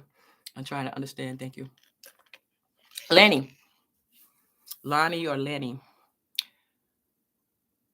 You have your time of birth? Your exact time of birth. Not, well, my mom said it was lunchtime. No, your exact time. Yeah, watch the dirt and see if it moves. Venus and Capricorn in the 7th house. Heaven guide. Hey, whoever told me about the houses, please make sure you, before you tell me about a house that is in, make sure you know your time of birth. Because if you tell me your house and I interpret it, I'm assuming that you have your time of birth so you even get the houses. You can't get the houses without the accurate time of birth. Don't believe the hype of these apps. Like, oh, we can still get money from you. Yeah, you don't need your time of birth. We can still get your money. Or they'll say, what they'll say though is, oh, you don't need your time of birth. You can still do an app. Don't worry about it. This will use 12 o'clock. Let's use 12 o'clock. But what I was born at 8 p.m. We still use 12 o'clock. Just get it. Just get your birth chart. I mean, get your time off your birth certificate or the hospital you was born at. Cap Venus Capricorn, Venus and Capricorn. You always got to put the planet first, Ratchet Boo. Don't put the zodiac sign. The planet is the most important thing in astrology. The zodiac sign is how that planet is going to play out. So if I know Venus, I know what Venus is about, as far as your love life or whatever, then it's according to what zodiac sign is in, because that's how it's going to play out with that energy. And then you put them together for an interpretation. You just got to keep practicing that. But don't ever put like the kid before the parent, because the parent comes before the kid, right? So do it. Think of it that way. Um, Lanny, you said your son is in the second. A love chart. A love chart. I'm not laughing at you. Trust me. I'm not laughing at it. I hate making my smile so big like that, because no matter how much I smile, my mouth always only going to show the top of my teeth. I'm like, but it's just so cute that you said a love chart. I never heard it. This is my Capricorn moon being goddamn cynical, Laney. Just ignore me. Go to Shonda Rise Astrology TV at gmail.com and tell me what you looking for, and then I can tell you how much it is. None of my charts is over $60, and that's like even two charts combined, like when it's two people, when you want to get a compatibility chart. So don't worry, it's never over 60. Well, it has not been over 60, because it takes $60 for me to pay for my Wi-Fi every month for me to come on. So I gotta at least get one person so I can pay to keep. Yes, 4:20 a.m. August 30, 1973. I put my chart, just not sure how to interpret all the info. That's okay. Interpret whatever the hell you looked at and you understood, that's your interpretation. You just got to get deeper. You got your whole entire life to do that. Everybody think that they don't. It's your life. So your chart started August 20th, 1973. That's when your chart started. Just because you may have gotten it this year, 23, or last year or the year before, that's not when it started. That's when you got it. But your life then started way before that. And look like you might be, you know what? Let me just put your stuff in here real fast. In my app. My app is more accurate. It's a calculator. You could use any calculator, but just don't look at their interpretation so much, because it's a computer generated one. So anybody who's a sun in Leo, they're gonna give an interpretation for a sun in Leo, not for Laney, you know. But I'm about to put it in here right now, and it looks like you're a female. So it asked for that. I don't know why. Like, why would an astrology app ever ask? And they should know better. That is no gender in astrology. It doesn't make a difference. August 20th. And damn, yo, Lenny. So you got to get an ephemeris. I'm gonna let how's she say her name? Murfak. I'm gonna let her like explain it in the chat how you could get one, okay? But you got to find out, and I probably could. I'm doing your chart right now. I'll put your stuff in, so I might could find out. But you got to find out when Pluto is going to oppose your goddamn sun, so that you could prepare for that. Okay? You don't want to wait and then try to fix it. And Pluto has a very wide orb, so you could feel it. Did you give me your? You got to give me your place. What city and state? I be so hooked up on the damn time of birth. I need your city and state. If you're not from the U.S., your city, your state, your region.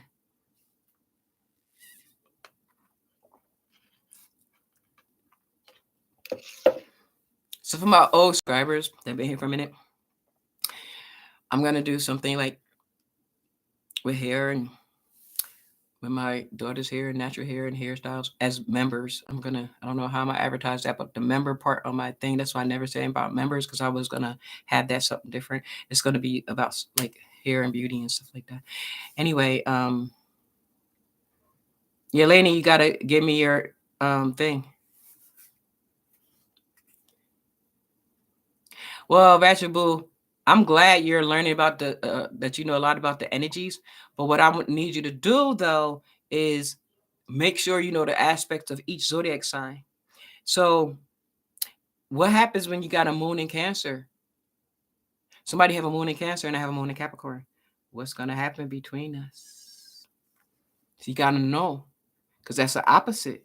Because Cancer is 6 planets or 6 zodiac signs from Capricorn and vice versa. So that's the astrology aspect right there. It's an opposition. Lainey, probably something. What I found when people don't answer right away, guys, is that it could be their Wi-Fi be lagging. It could be anything other than them, or the least of it is when people get scared, like, oh no, I don't want to know. I don't want to give her that. But I really seriously doubt. So what I'm gonna put on here is my home state, because I gotta put something in here until I get Lainey's state, because I had to start it over again. So I always could change this. I'm just gonna put in New Jersey just to have a placeholder. So what should I put? What Jersey town? I could do Morristown. I like Morristown. I like the way it sound. Mm-mm. Oh, they got Morristown. They don't got Morris. Oh yeah, they do. Right there. All right. Did she go in there yet? Oh, Temple, Texas. See, man, I done did it. All right. So Texas, and then TE. All right. So if this is right, and I give you an example of your rising sign,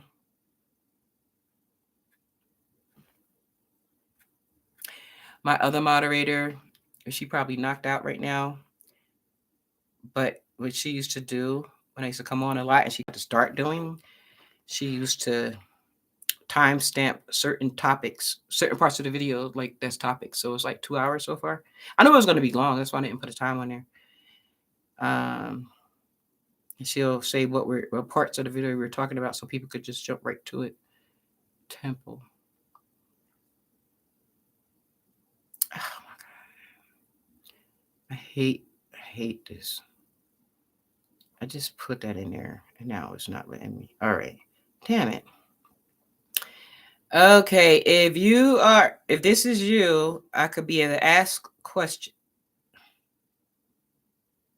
I could be able to ask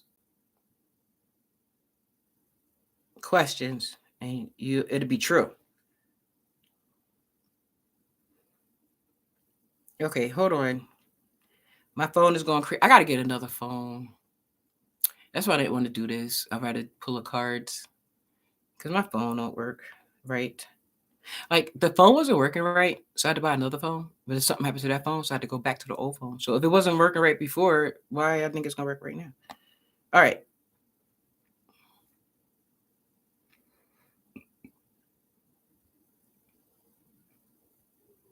Okay, Ratchet Boo, you said it's push and pull energy. Can you expound on that before Hey, Coach Michael, before I say anything about that? All right, let me just make sure Laney's is in Temple, Texas. Yeah. All right, I'm just gonna. You can use any search engine type in ephemeris, then look at what degrees your sun is in, then go to the elements to see. Hey, Laney, are you good with Microsoft Excel? Like, if you see an Excel spreadsheet, are you comfortable with looking at the data? If you are, you'll be really comfortable looking at the ephemeris. I'm just gonna look and see though on here. There's no way I'm gonna like say that and not look for you. I know all my air friends want me to they want me to get money first. Like, don't tell her. She didn't send no money. I'm not gonna like have information and not tell them. That's cruel. All right, I'm looking at 2025, and I'm seeing what Pluto.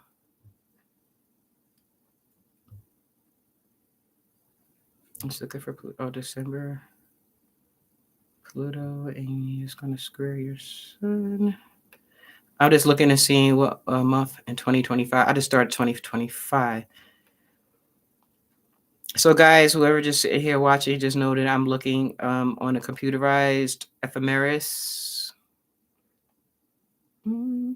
So I can tell her, just give her that date, and she could look. Lainey, you're gonna look it up. You're gonna look it up and start doing that shit. Let me do 2026. If I can't find it on here, I'm gonna get an ephemeris. Eddie says, Parker, you got any ephemerises for 24, 25, 26? If you do, can you please let me know when Pluto is going to be in, hold on, what degree? Let me look at her sun degree.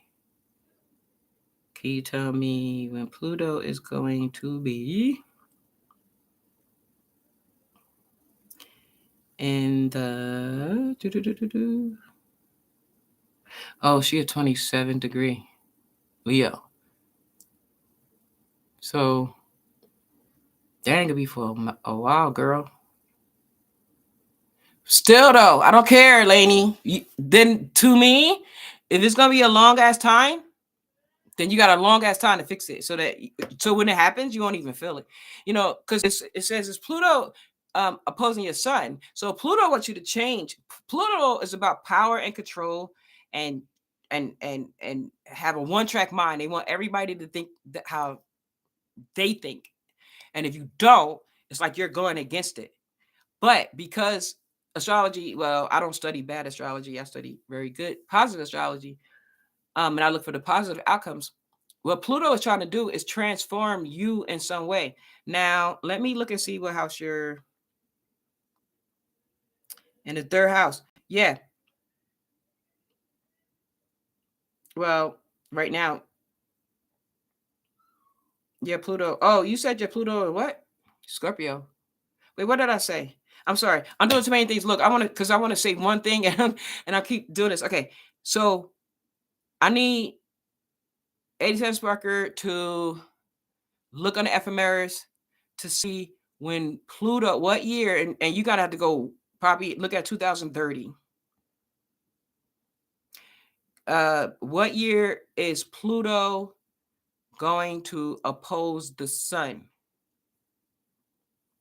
Okay, at 27 degrees and 12 minutes. So look at Pluto 27 degrees. Don't look at the zodiac sign until you get to the 27 degrees, and which is going to be in Aquarius. So guess what? It could have been that you already went through it, or you're not going to go through it in this life. So if you have some kind of major transformation with your money or some things you possessed, like you got your car repossessed, you got evicted from your house. Thank you too. You're welcome. Yeah, y'all don't send me cash apps because I'll never get them. I mean, super chats, I never get them. I just cash app is Shonda Rise. But thank you. It's the thought that count, yeah. It's the thought that count. I know you probably didn't know. You said what was the second? It's 27 degrees. Find out when Pluto is 27 degrees in Aquarius. It might already. All right. Look, this is what I'm gonna need you to do. Let me see. Capricorn, Aquarius, Sagittarius. All right. Maybe from 1985. Don't look at the ephemeris. Search this. It's from 1985 on up. Look at the times that Pluto is transiting Aquarius at 27 degrees. And then you give her that date so she'll know. Hey, yo, if you already went through this, Lainey, you good. Okay. Oh, 2040. Thank you. All right. So look, and y'all probably like 2040, probably won't even be living. Yes, you are. Because it's what? How many years is that? It's 2023. So 17 years. So 17 years, not a lot. 2040 is when it's going to happen. So guess what? You have that time. Yo, go back to 1973 to 20, I don't know, just start from 1973. Don't go past 1973 because we need to see if she went through it already. If you went through it already, you wouldn't know it. But anyway, May 3rd, 2040. Let me just make sure. I'm looking at her thing now. I could use that date. Y'all might get bored from this. The people who just the onlookers, but don't.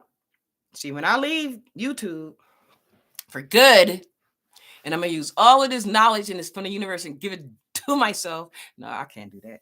It's just no way I can do that. But I'm just saying, y'all need to still know it because you know what? Bells and whistles. You know what? All this other stupid stuff. You want somebody to sit in their room on their bed like I am. I know I need to fix my background, but do I fix my background or do I get on the damn thing when I feel it? I'm feeling it, so I need to get on it. I'm gonna do all that. I'm gonna fix the background and stuff like that. But what I'm saying is that it's more important to have this knowledge than it is to have, frills and pomp and circumstance and music and all that. If that's what y'all want, though, go for it. All right, May. You said May. Yeah, but see, yo, even though you might have that, I mean, Pluto is not the worst planet. You're gonna have other planets that's gonna support you. May, April. Let me see. Okay, I don't see for May 3rd. Oh, I'm sorry. It's applying. It's June. See, okay, so I'm gonna give you your date exactly, Lainey. So it's gonna be a little bit past the date that the ephemeris gave you, because the ephemeris is just telling you when it will go into that degree for everybody. Like when is it in the sky? Your birth chart, this is the difference for somebody who knows astrology. Your birth chart is going to give you your exact date. So that's what I'm looking for. Okay, hold on. June. Okay, whew. I like this. Okay, it's going retrograde. Okay, hold on. Let me see if it's going to come back. 240. October. Okay. December. Okay, yours is probably 241. I'm looking at 2041 now. Come on. I need a new damn phone, man. Okay, January 16th,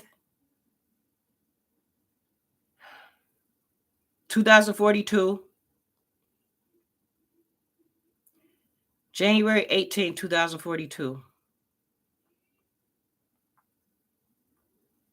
So what do I do when I had these crazy ass long transits? What do? I use it as like a goal. I'm a Capricorn moon, so I start everything with a goal and a plan. But I use it as a goal, and it's a long-term goal. That's really Capricorn energy. Love that. But I use it as a goal and a plan. So if it was me on January 16th and 18th, is around the same time.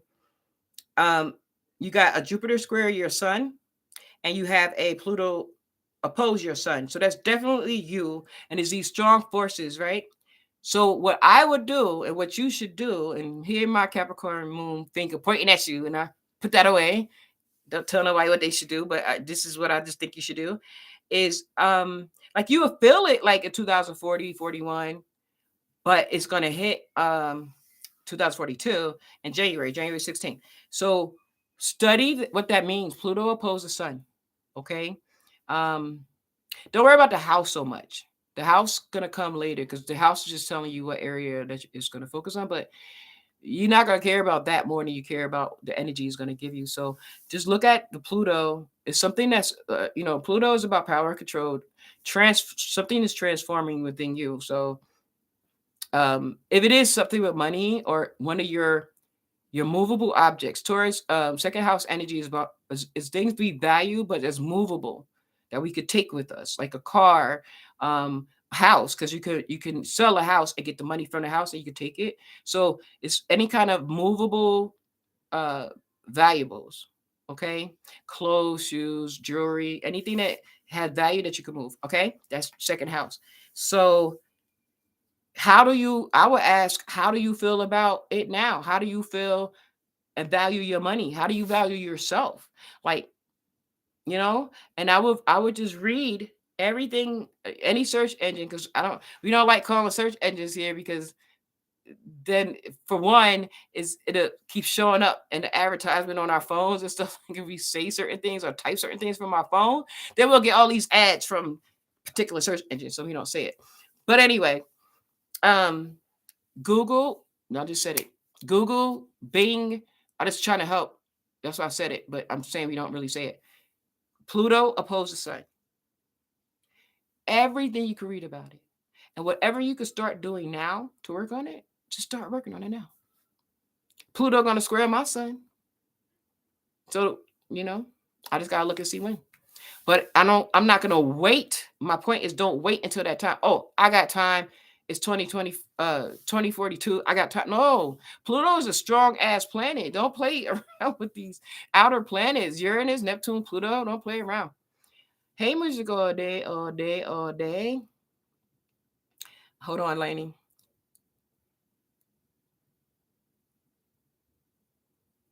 Yeah.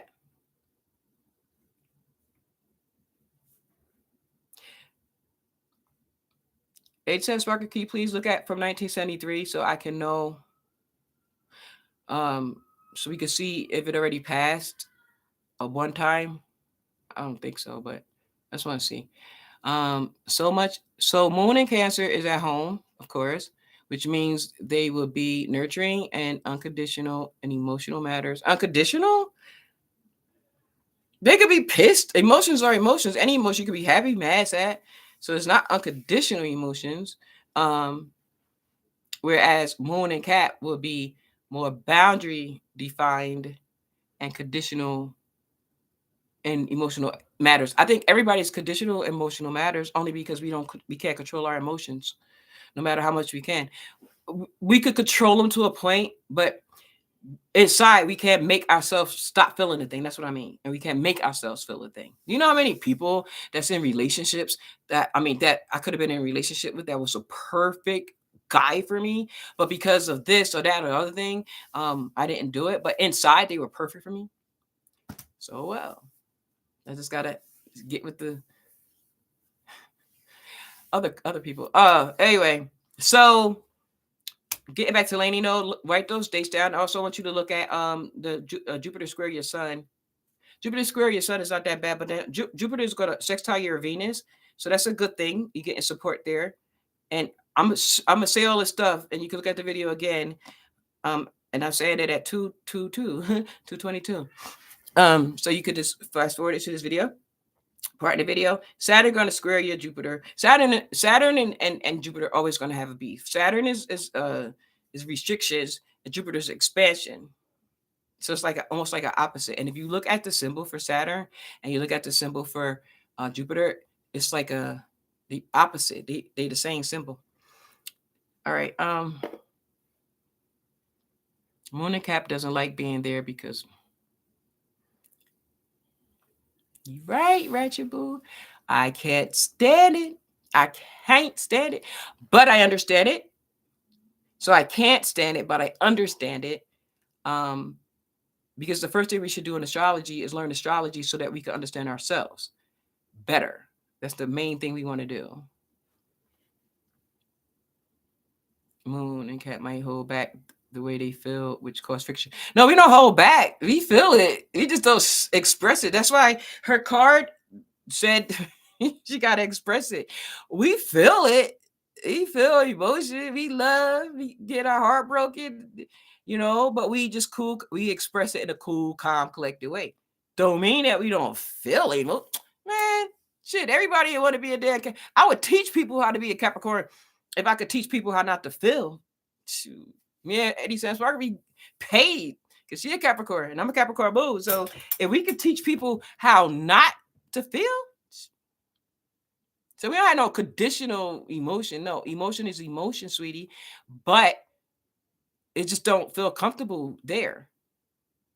If I had it like a moon I mean, if I had well, my moon was in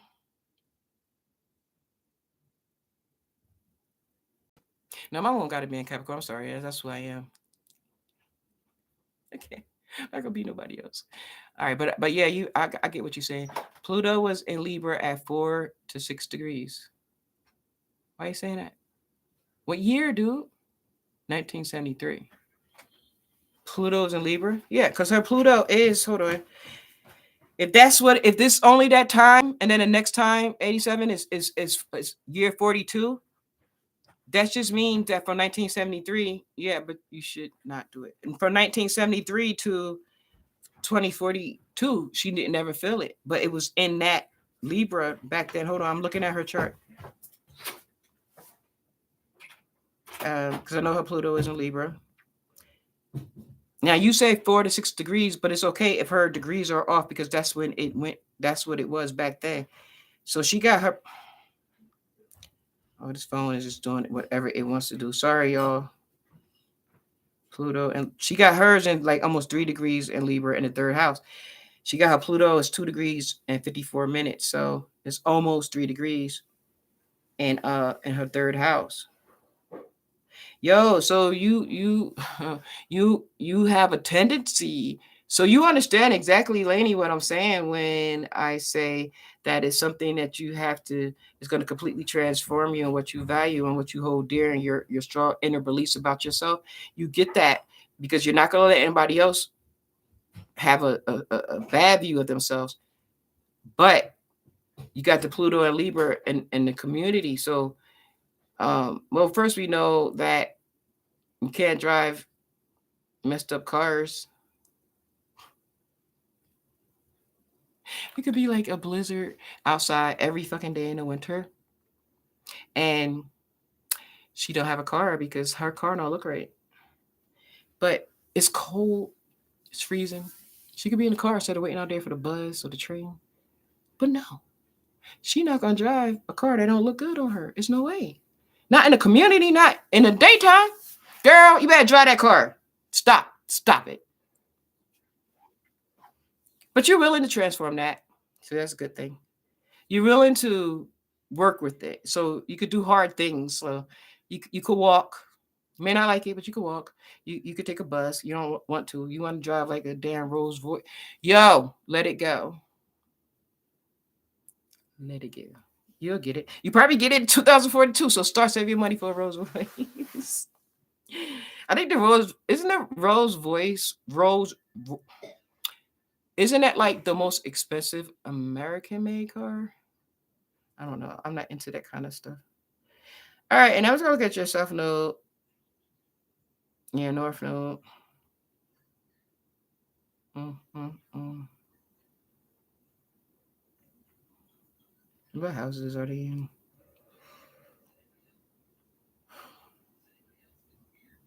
12, right?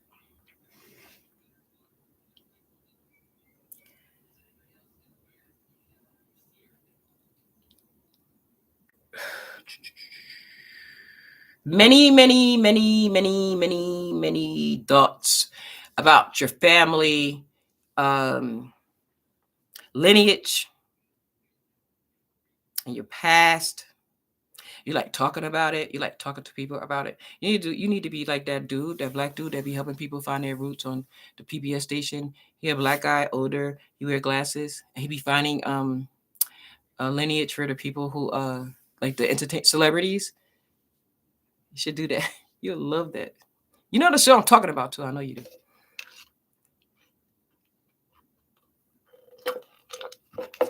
Damn your moon in the 10th house. I'm just gonna say one thing. Just try not to let them see you sweat, because they don't care. They gonna look at you as a as erratic.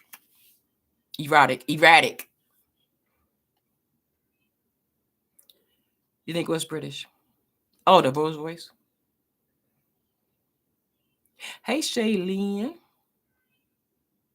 It's okay because it's gonna be on for a while. I have not been on, so I am spending all of my time, and I'm hoping my old subscribers come because then y'all give me good energy because y'all know me already.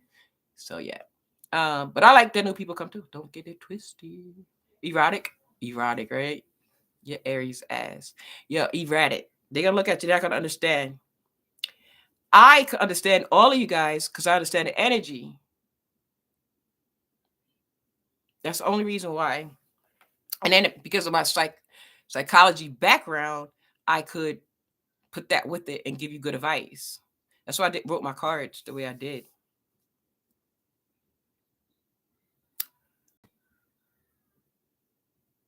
Yeah, we will be millionaires.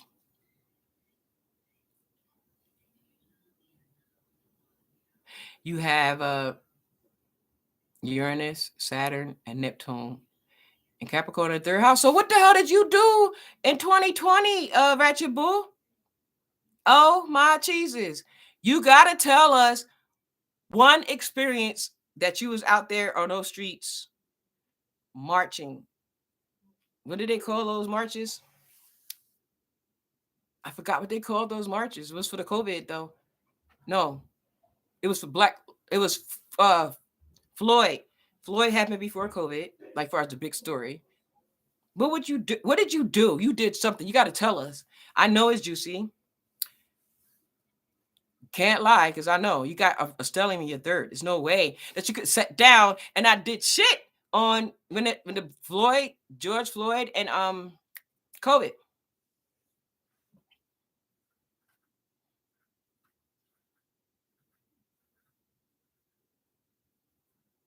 You're not just laid back. You just taught yourself how to have a different persona.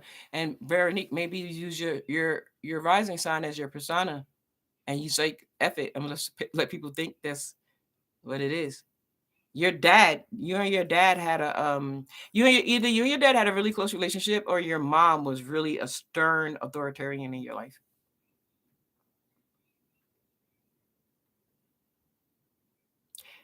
Ratchet Boo, don't be having us wait, because I know damn well if you got a stellium in your third house, you did not sit in your house and close your windows and turn your music up real loud so you don't hear those marches.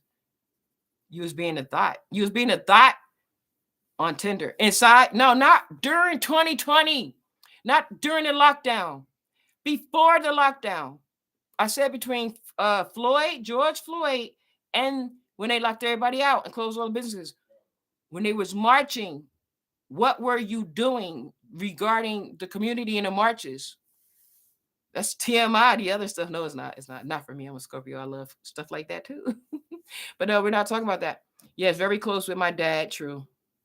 Why y'all be saying true? Like I need confirmation. I know it's true.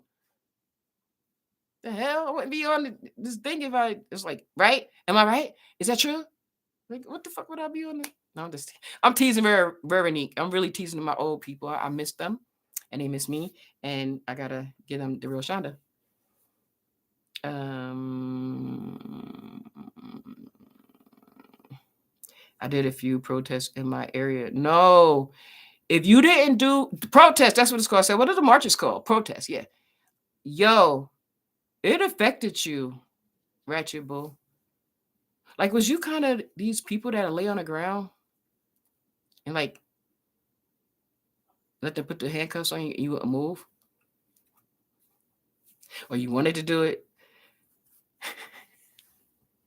Yeah, you got Pluto in there, so you got to transform the community around you. Anywhere that you live or you move to, you're not going to be able to take the status quo. You're not if everybody putting their trash can outside in your neighborhood on the sidewalk, and this one person always put it in the wrong spot or messed up, you're not going to like it. You're going to want to change it because he's not doing the same thing and he's messing up the whole thing. And I'm just giving you any example, but you know what I'm talking about. You know I know. You know I know. He's like, Shauna don't got enough time for me to tell her what was going on in that time with these protests. I don't need it. I just want you to get it out. But I also want you to be the person that you want to be now. I want you to be the person that you are right now in this video. I know it's not going to be easy because you got to come out the closet. And I'm not talking about no sexuality closet. If that's it, then that's it. But I'm saying you got to come out the closet of showing people who you are, like you are doing right now. Because you can't say, oh, I don't know you people. It's easier because you're strangers. It don't matter because you're not doing it for us strangers or them. You're doing it for you. You don't want to What year were you born? What year? Tell me what year. You do not want to be old and then trying to change your life. You're not gonna have time. 1988. You're the same age as my son. Yo, damn. I need to find out what your South Node is. What's your? Don't give me all your stuff. Just give me your. Let's go to my North Node chart. Give me, give me your month and year. You said you what are you? You're a Taurus. So all right, I don't even need to know it now. I'm just gonna look at Taurus because it's 18 months. South Node and Virgo. Okay, because my son is 2588 and you're May, so I didn't know if it changed. Yeah, all y'all damn Virgo South Nodes. Oh my God.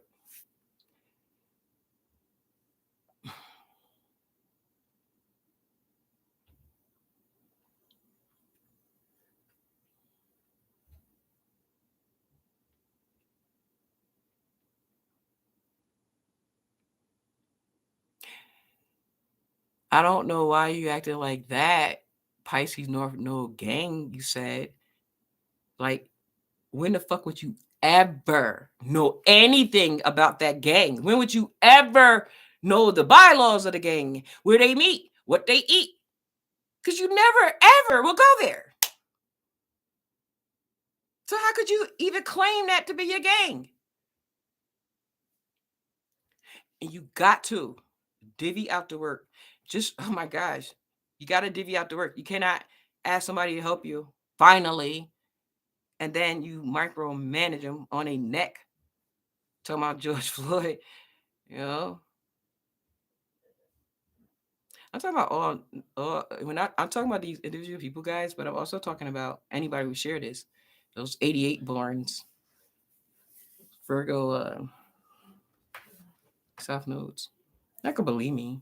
Anything I say real. The only thing that might save him for halfway believing me or halfway agreeing. I was wondering why he not agreeing to the protesting, because I know his ass was out there doing whatever. He's not gonna let himself go fully and just understand that all of this that Shonda is saying by me clicking on this video, by hearing her, by her picking me, and da da da, her saying what she's saying, it's a reason for it. It ain't no universal nothing. It's a reason for it. No, it ain't. It's a damn universal thing.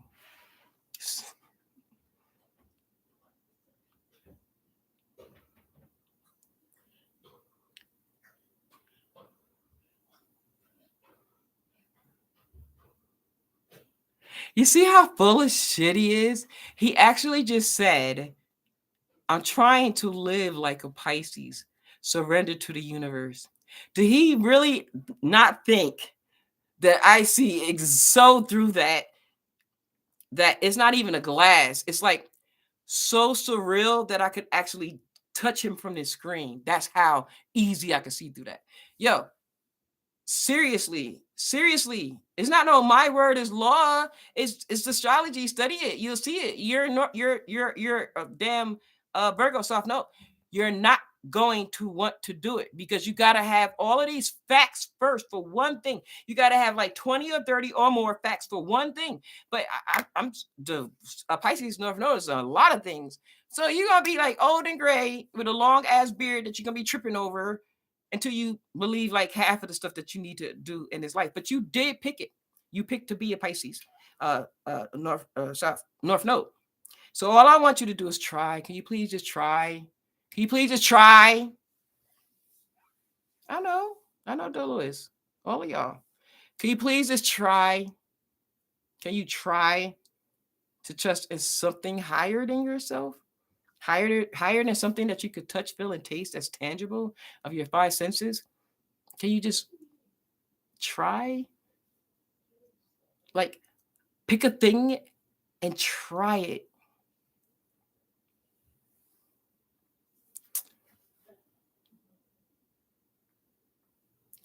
Anyway, I am not gonna waste my goddamn time talking to no damn Virgo South Node. Why would I do that? I would be loony. I would be loony.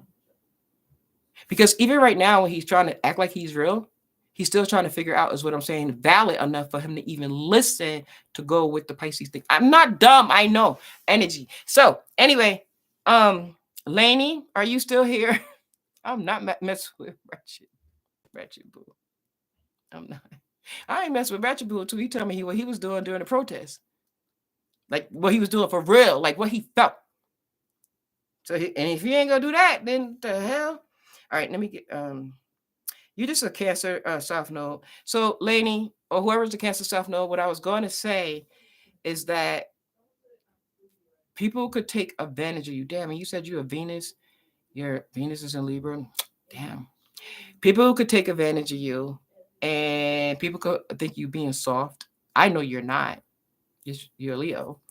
But the way how you make decisions about a thing, and these I'm talking about Cancer South Nodes, the way how you make decisions about a thing is not your own. You got to think about yourself first and your happiness first. You got to, the same thing I'm telling Ratchaboo, that he got to do the thing to show his real self like he's showing us now. He got to show that every day in front of everybody or anybody. You got to also do things just for yourself to make you got to like help your Leo come out. You got to do things that is so special for you. You got to stop putting yourself aside for the love of the people you have. You know, because why is that okay if they're not reciprocating? It's unrequited.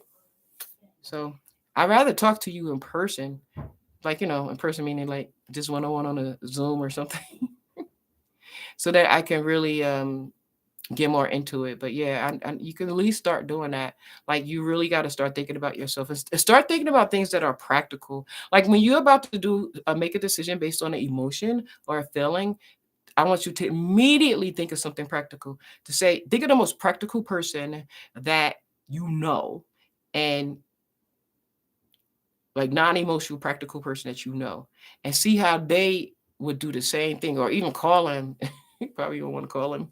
They'll curse you out. Like, I know you're not calling me for that. I know you know what to do. You know I'm gonna tell you what to do. Don't get mushy and all that. But think about how they would do it, and then you try it. If you can't do it 100%, like all these Virgo South Nodes, they cannot do the Pisces thing 100%. They don't want to admit it because they think that they know every damn thing because they're a Virgo South Node. Edison Sparker, the only one, because she studies astrology, she studies energy, so she knows already. But the ones who don't really study it, they don't understand it, they're gonna protect. They're clutching their pearls. They're gonna protect it. That's why I mess with vegetable. It was almost 3 hours, y'all. Oh my god! All right. You're welcome, Veronique. All right. So yeah. I need you to make your decisions in a practical way, even if it might be too big and too hard at first, but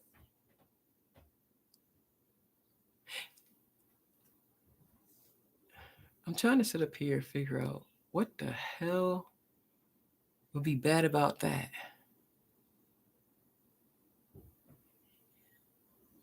It might be challenging at first, but just take little pieces of it. You don't have to do the whole thing. You know what I mean? Little pieces of it, not the whole thing. What's bad about that? So you're going to take a mountain, like say you got to do your Capricorn North Node, right? You're going to take a mountain, and you got to go through it, got to get around it or whatever. It's so huge. And then just make it into little, just keep chopping it down, make it into little rocks. And then you can go through it. Okay.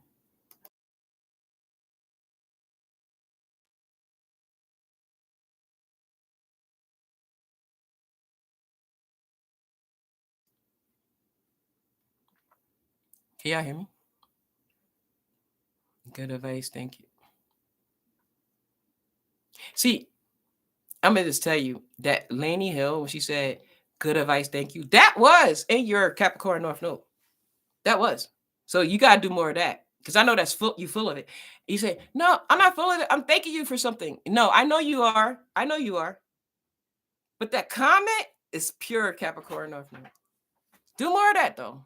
So you can really get comfortable. But you're not. Because you're going to think you're being mean. You're going to think you're not caring about people. You're going to think all these things. And You could still be caring and a nice person and do things for a person, but still be practical.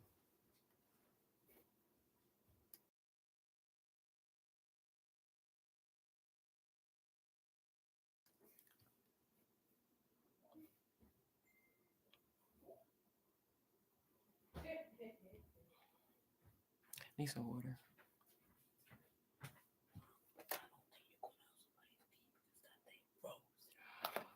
Oh my God. I forgot about that. Thank you. Aries. When I found out I had Aries North Node, I was like, that's like my real beginnings. Um, Hold on.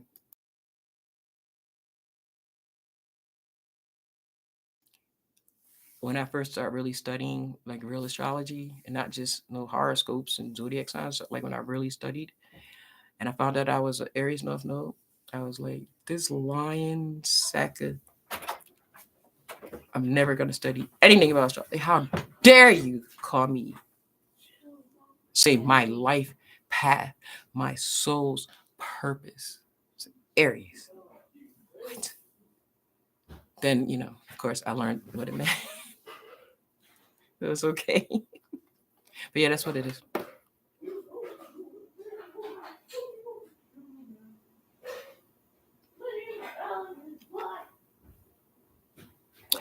It is. It is. He said Libra's South Node must be tough. It is, but because, thank you. Because I know about it and I know myself, I can, whatever negative effect that it could give me, I know what to do to positive out. Like what they call it, zero it out. Zero it out.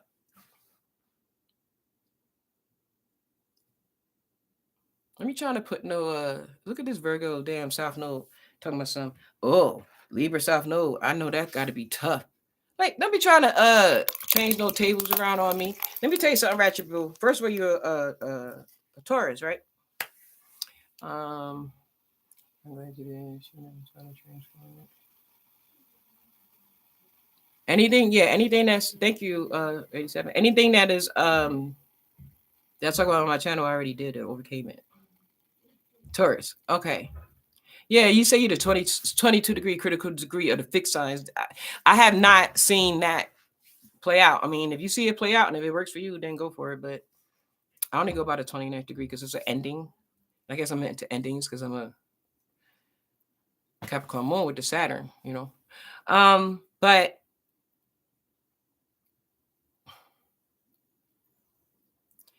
the main reason why we even have the North Node in our life, because we put that in our life to help us. And the only reason why we put things in our life to help us, because we don't, oh gosh, I see this.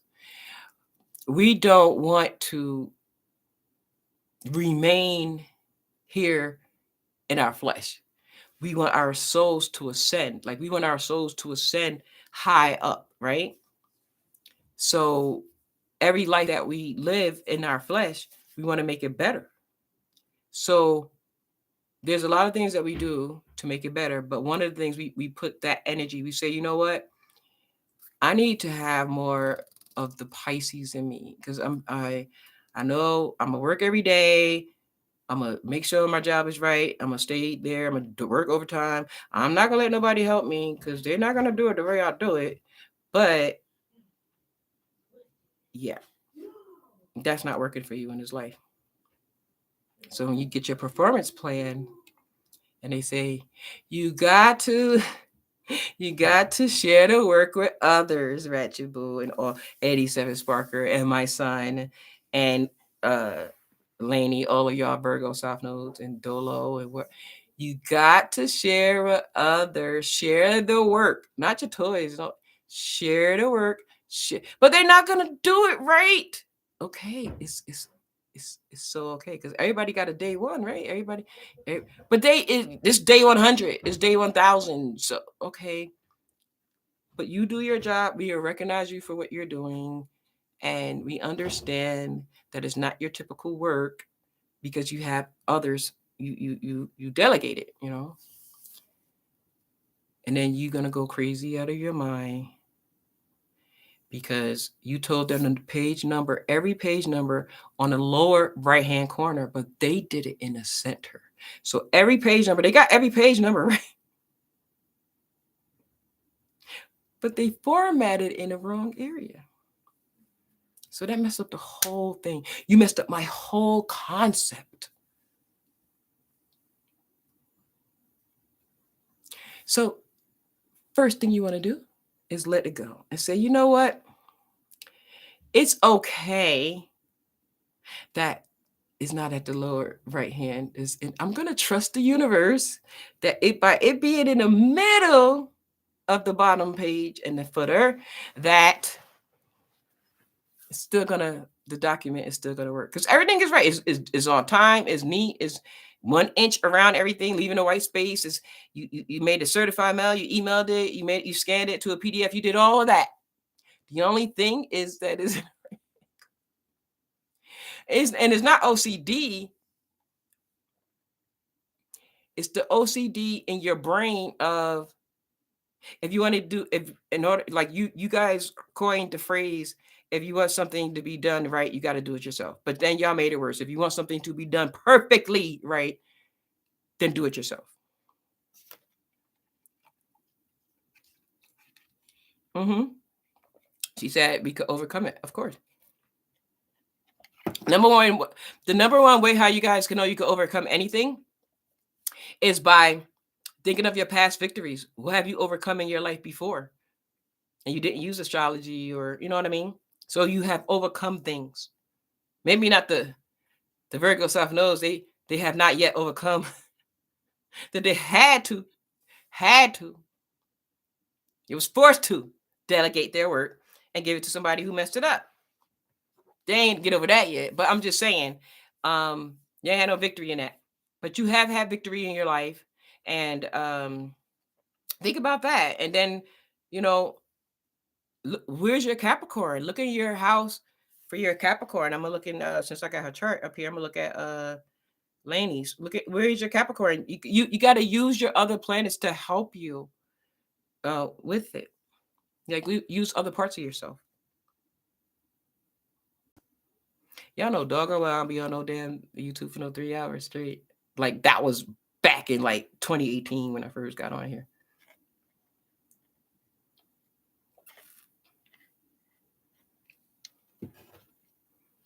You still remember that school project?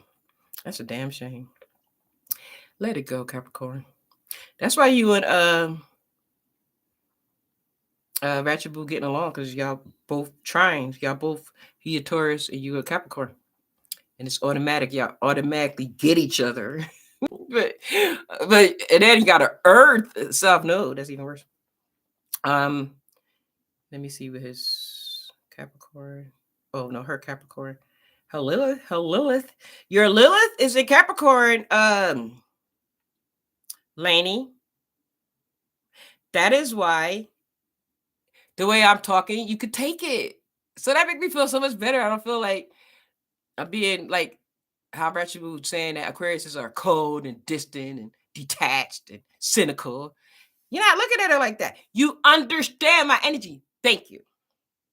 See, once you know this about yourself, it's going to be less worry about yourself. And you just wait. You're not going to be loving like you love. You're going to be loving yourself more because you're going to know yourself more. And your Juno is in Sagittarius. So your Juno is in Sagittarius, yo.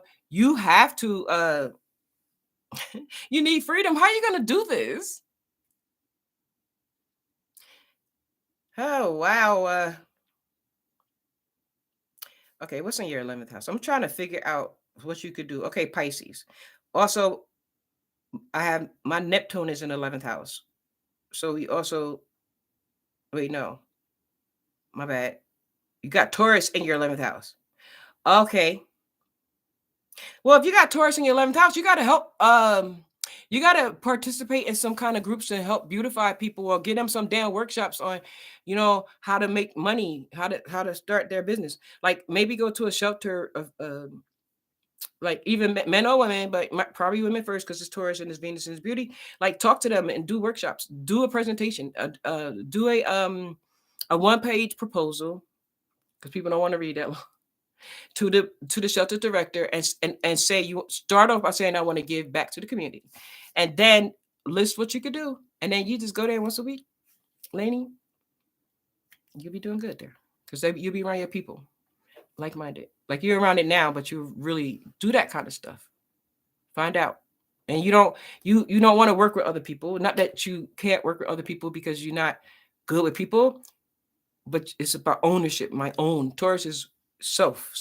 So you don't need nobody to help you. You just go right to the program director with your page and say, I want to give back to the community. I grew up poor, so I don't know. Say something so they could get the attention and say, now I could do this. And you're gonna offer it free as a community service.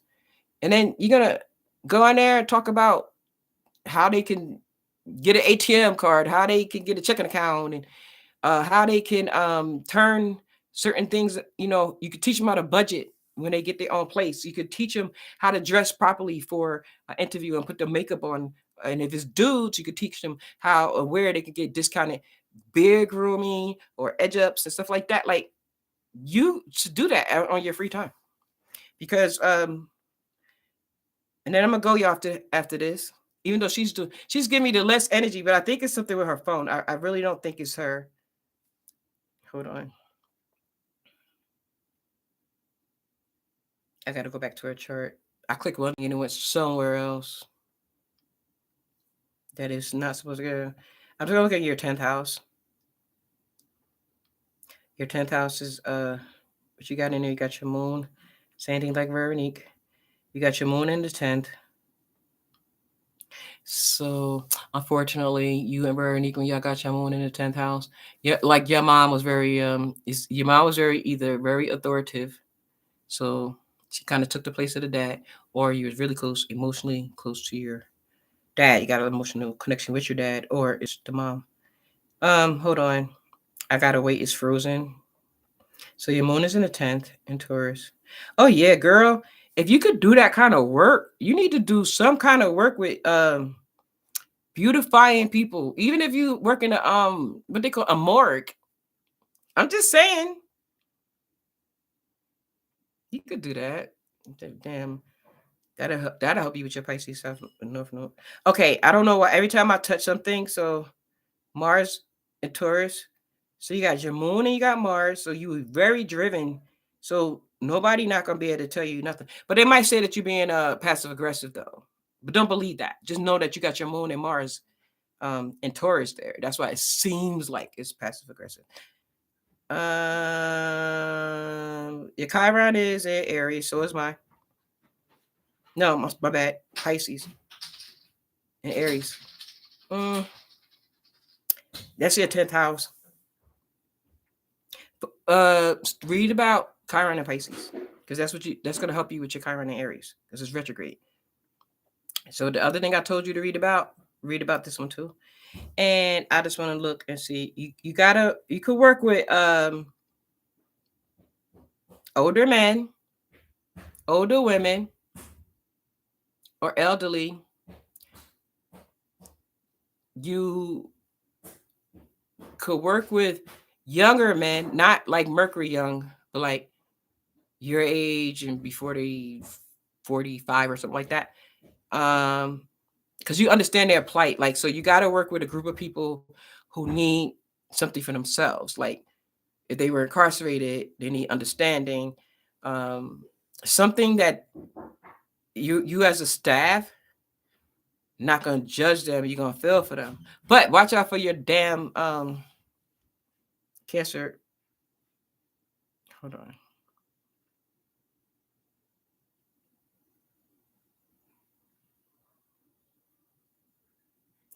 Your Cancer South Node, because it's in your 12th house. You really want to know about your ancestry. I told you what to do.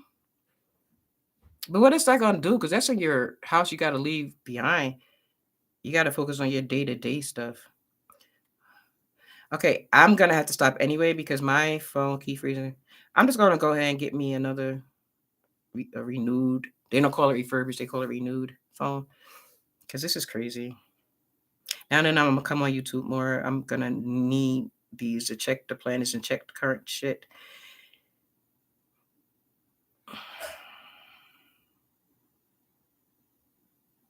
Your seventh house is uh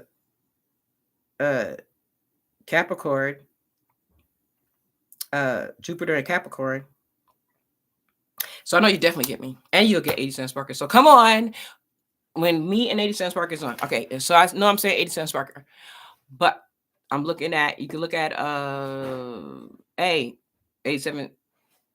You gotta phonetically spell your name out. But it's the Mirfak. And we're on. We're gonna get you. When you feel like nobody ain't getting you, we're gonna get you because we share a lot of the same energy.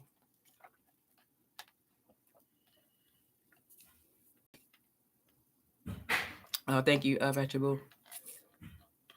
You a moon in Taurus? Vegetable. If you're a moon in Taurus, I'm a moon in Capricorn, we get each other. Just what's your degree? You will? Good. Wait, let me look at your ninth house. I keep saying I'm gonna look at stuff and hopefully the phone. Okay, hold on. Girl, you gotta work with elderly people. What are you doing? Did you ever go to be a CNA, home health aide, a nurse, a doctor, anything in the healthcare field with elderly people?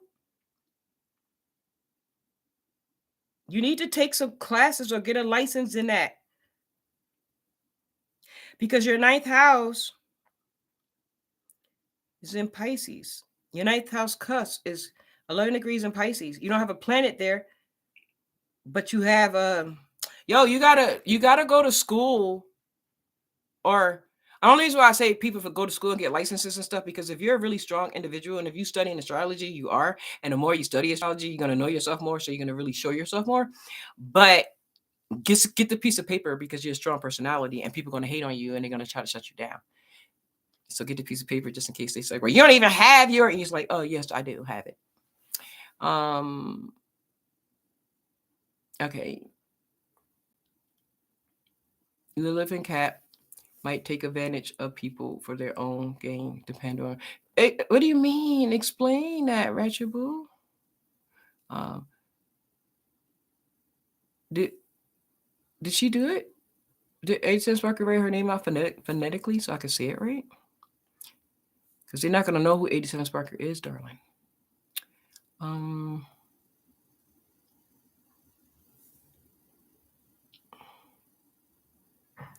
no, Moon and oh yeah, you did say Moon in Aries because I was trying to slow you down. Because I was like, no, it's not Taurus. Rennie is the fixed star that conjunct my moon. Thank you for your time. Oh, thank you. And the best way to thank me is something that you whoever got something out of it. Well, I'm Aries North Node, so I gotta say this. You can send me a donation, a cash app to Shonda Rise. Damn. All right. So here go my Libra South Node. If whatever you guys are good at that you could do, but would typically that you could charge a person for, don't charge them. Just do the thing, get the karma. You'll get the money later. You'll get like double the money. So just do that. Trust me. Okay. But please go to school for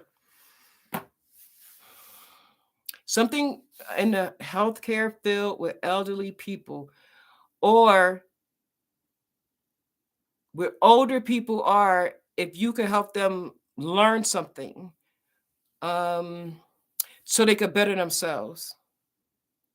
So your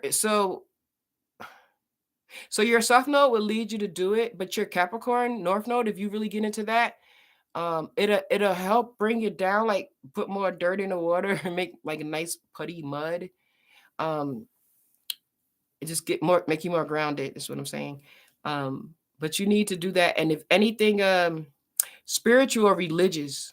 So if it's like a spiritual or religious training or something that you can learn from and then apply it, because let me look in your sixth house. You and then apply it to your job, your career. Sixth house is job. Never 10th house is career. Okay. All right. Let me just look at her sixth house and see what's in there real fast. So I can see what she wanna do. She do every day. Well, she got her north node there, but you don't got nothing. You're six. Yeah, you got your little. So you do take your work seriously. Whatever job you're doing, you take it seriously. All right, let me see. Like, you don't play games with it. You don't think people should do it either. Like, you don't think people should play games in a lot of areas. Actually.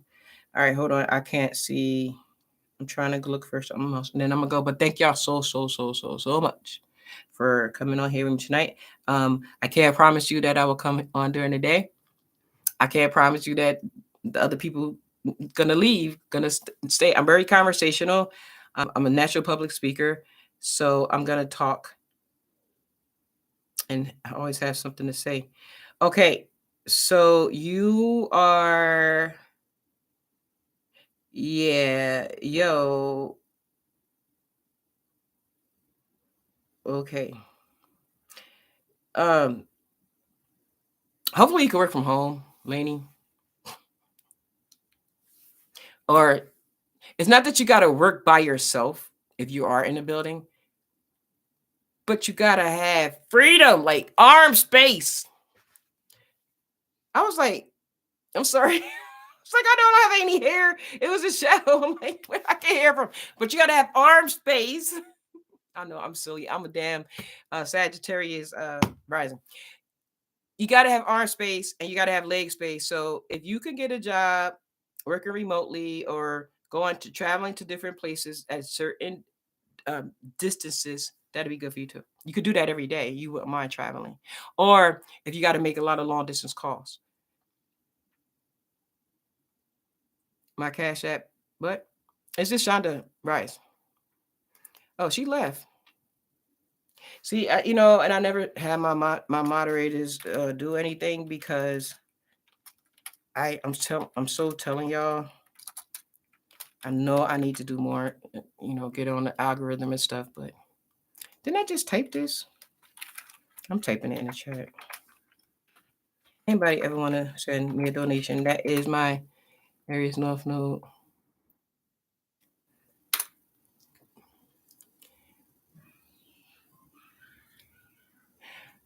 So 11 standard. Who a Pisces moon? Oh, y'all talking. Hell no. Ain't sense working no damn Pisces moon. Even though if she was,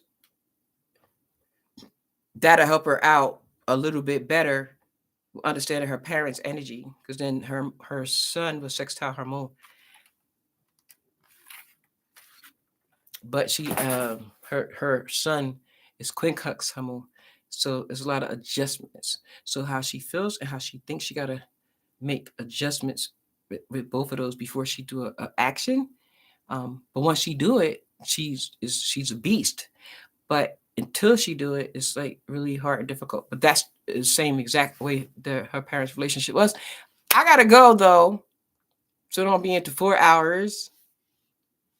I wouldn't mind. But just watch it back and enjoy it while it lasts. No, I'm gonna really try to go on at night. I am. I'm better. Your Cash App is it not in your description? But I just put it up there. I just put it Shonda $ Shonda Brown, and you're gonna see the same thing. Like that's my card. You're gonna see a face look like that for my Cash App. Okay, that will help me along. I'm trying to catch up you. Laney Hill is there. This shit. That's beautiful. It's all your about. You're welcome, Birdie. You'll look again. Thanks. Okay, but anyway, please, you know all of this stuff already deep down in your subconscious, Laney, about the jobs you should do, the training you should go into, It got to be something spiritual. It could be if you go to a church, a synagogue, a mosque, wherever. Um, you might want to start something there. And you got to understand that you're a Leo. So everywhere you go, you're going to bring the sun. Okay. You have a sunny disposition. Okay. And if you're not in a good mood, you're just going through drama, you're just being a little baby cub, because that's what a Leo, you're a lion. And when you're grown and when you know, pouting and everything, you're just a baby cub. And if you're a baby cub, don't use your Venus and Libra to get help. Like, get your soul group. Get your soul group. Just like get some like-minded individuals that don't have anything to do with an ongoing relationship in your personal life type of thing, because you need something separate from that. Because you don't want codependency on your partner, because it's going to be too hard for them. They're not going to be able to stay in it. Okay, it's going to be a lot of pressure, and the more successful you become, the less confident your partner going to be that they can um, be needed in your life. So, see, people like you cannot be single so easily, and you need to be needed more. Capricorn Sun, Capricorn Moons, we need no one. We're self-sustained. I mean, not saying that we don't want to be with people. I want to be with people. Like, I want to be loved and all that kind of stuff in relationships. Yeah, but do I need it though?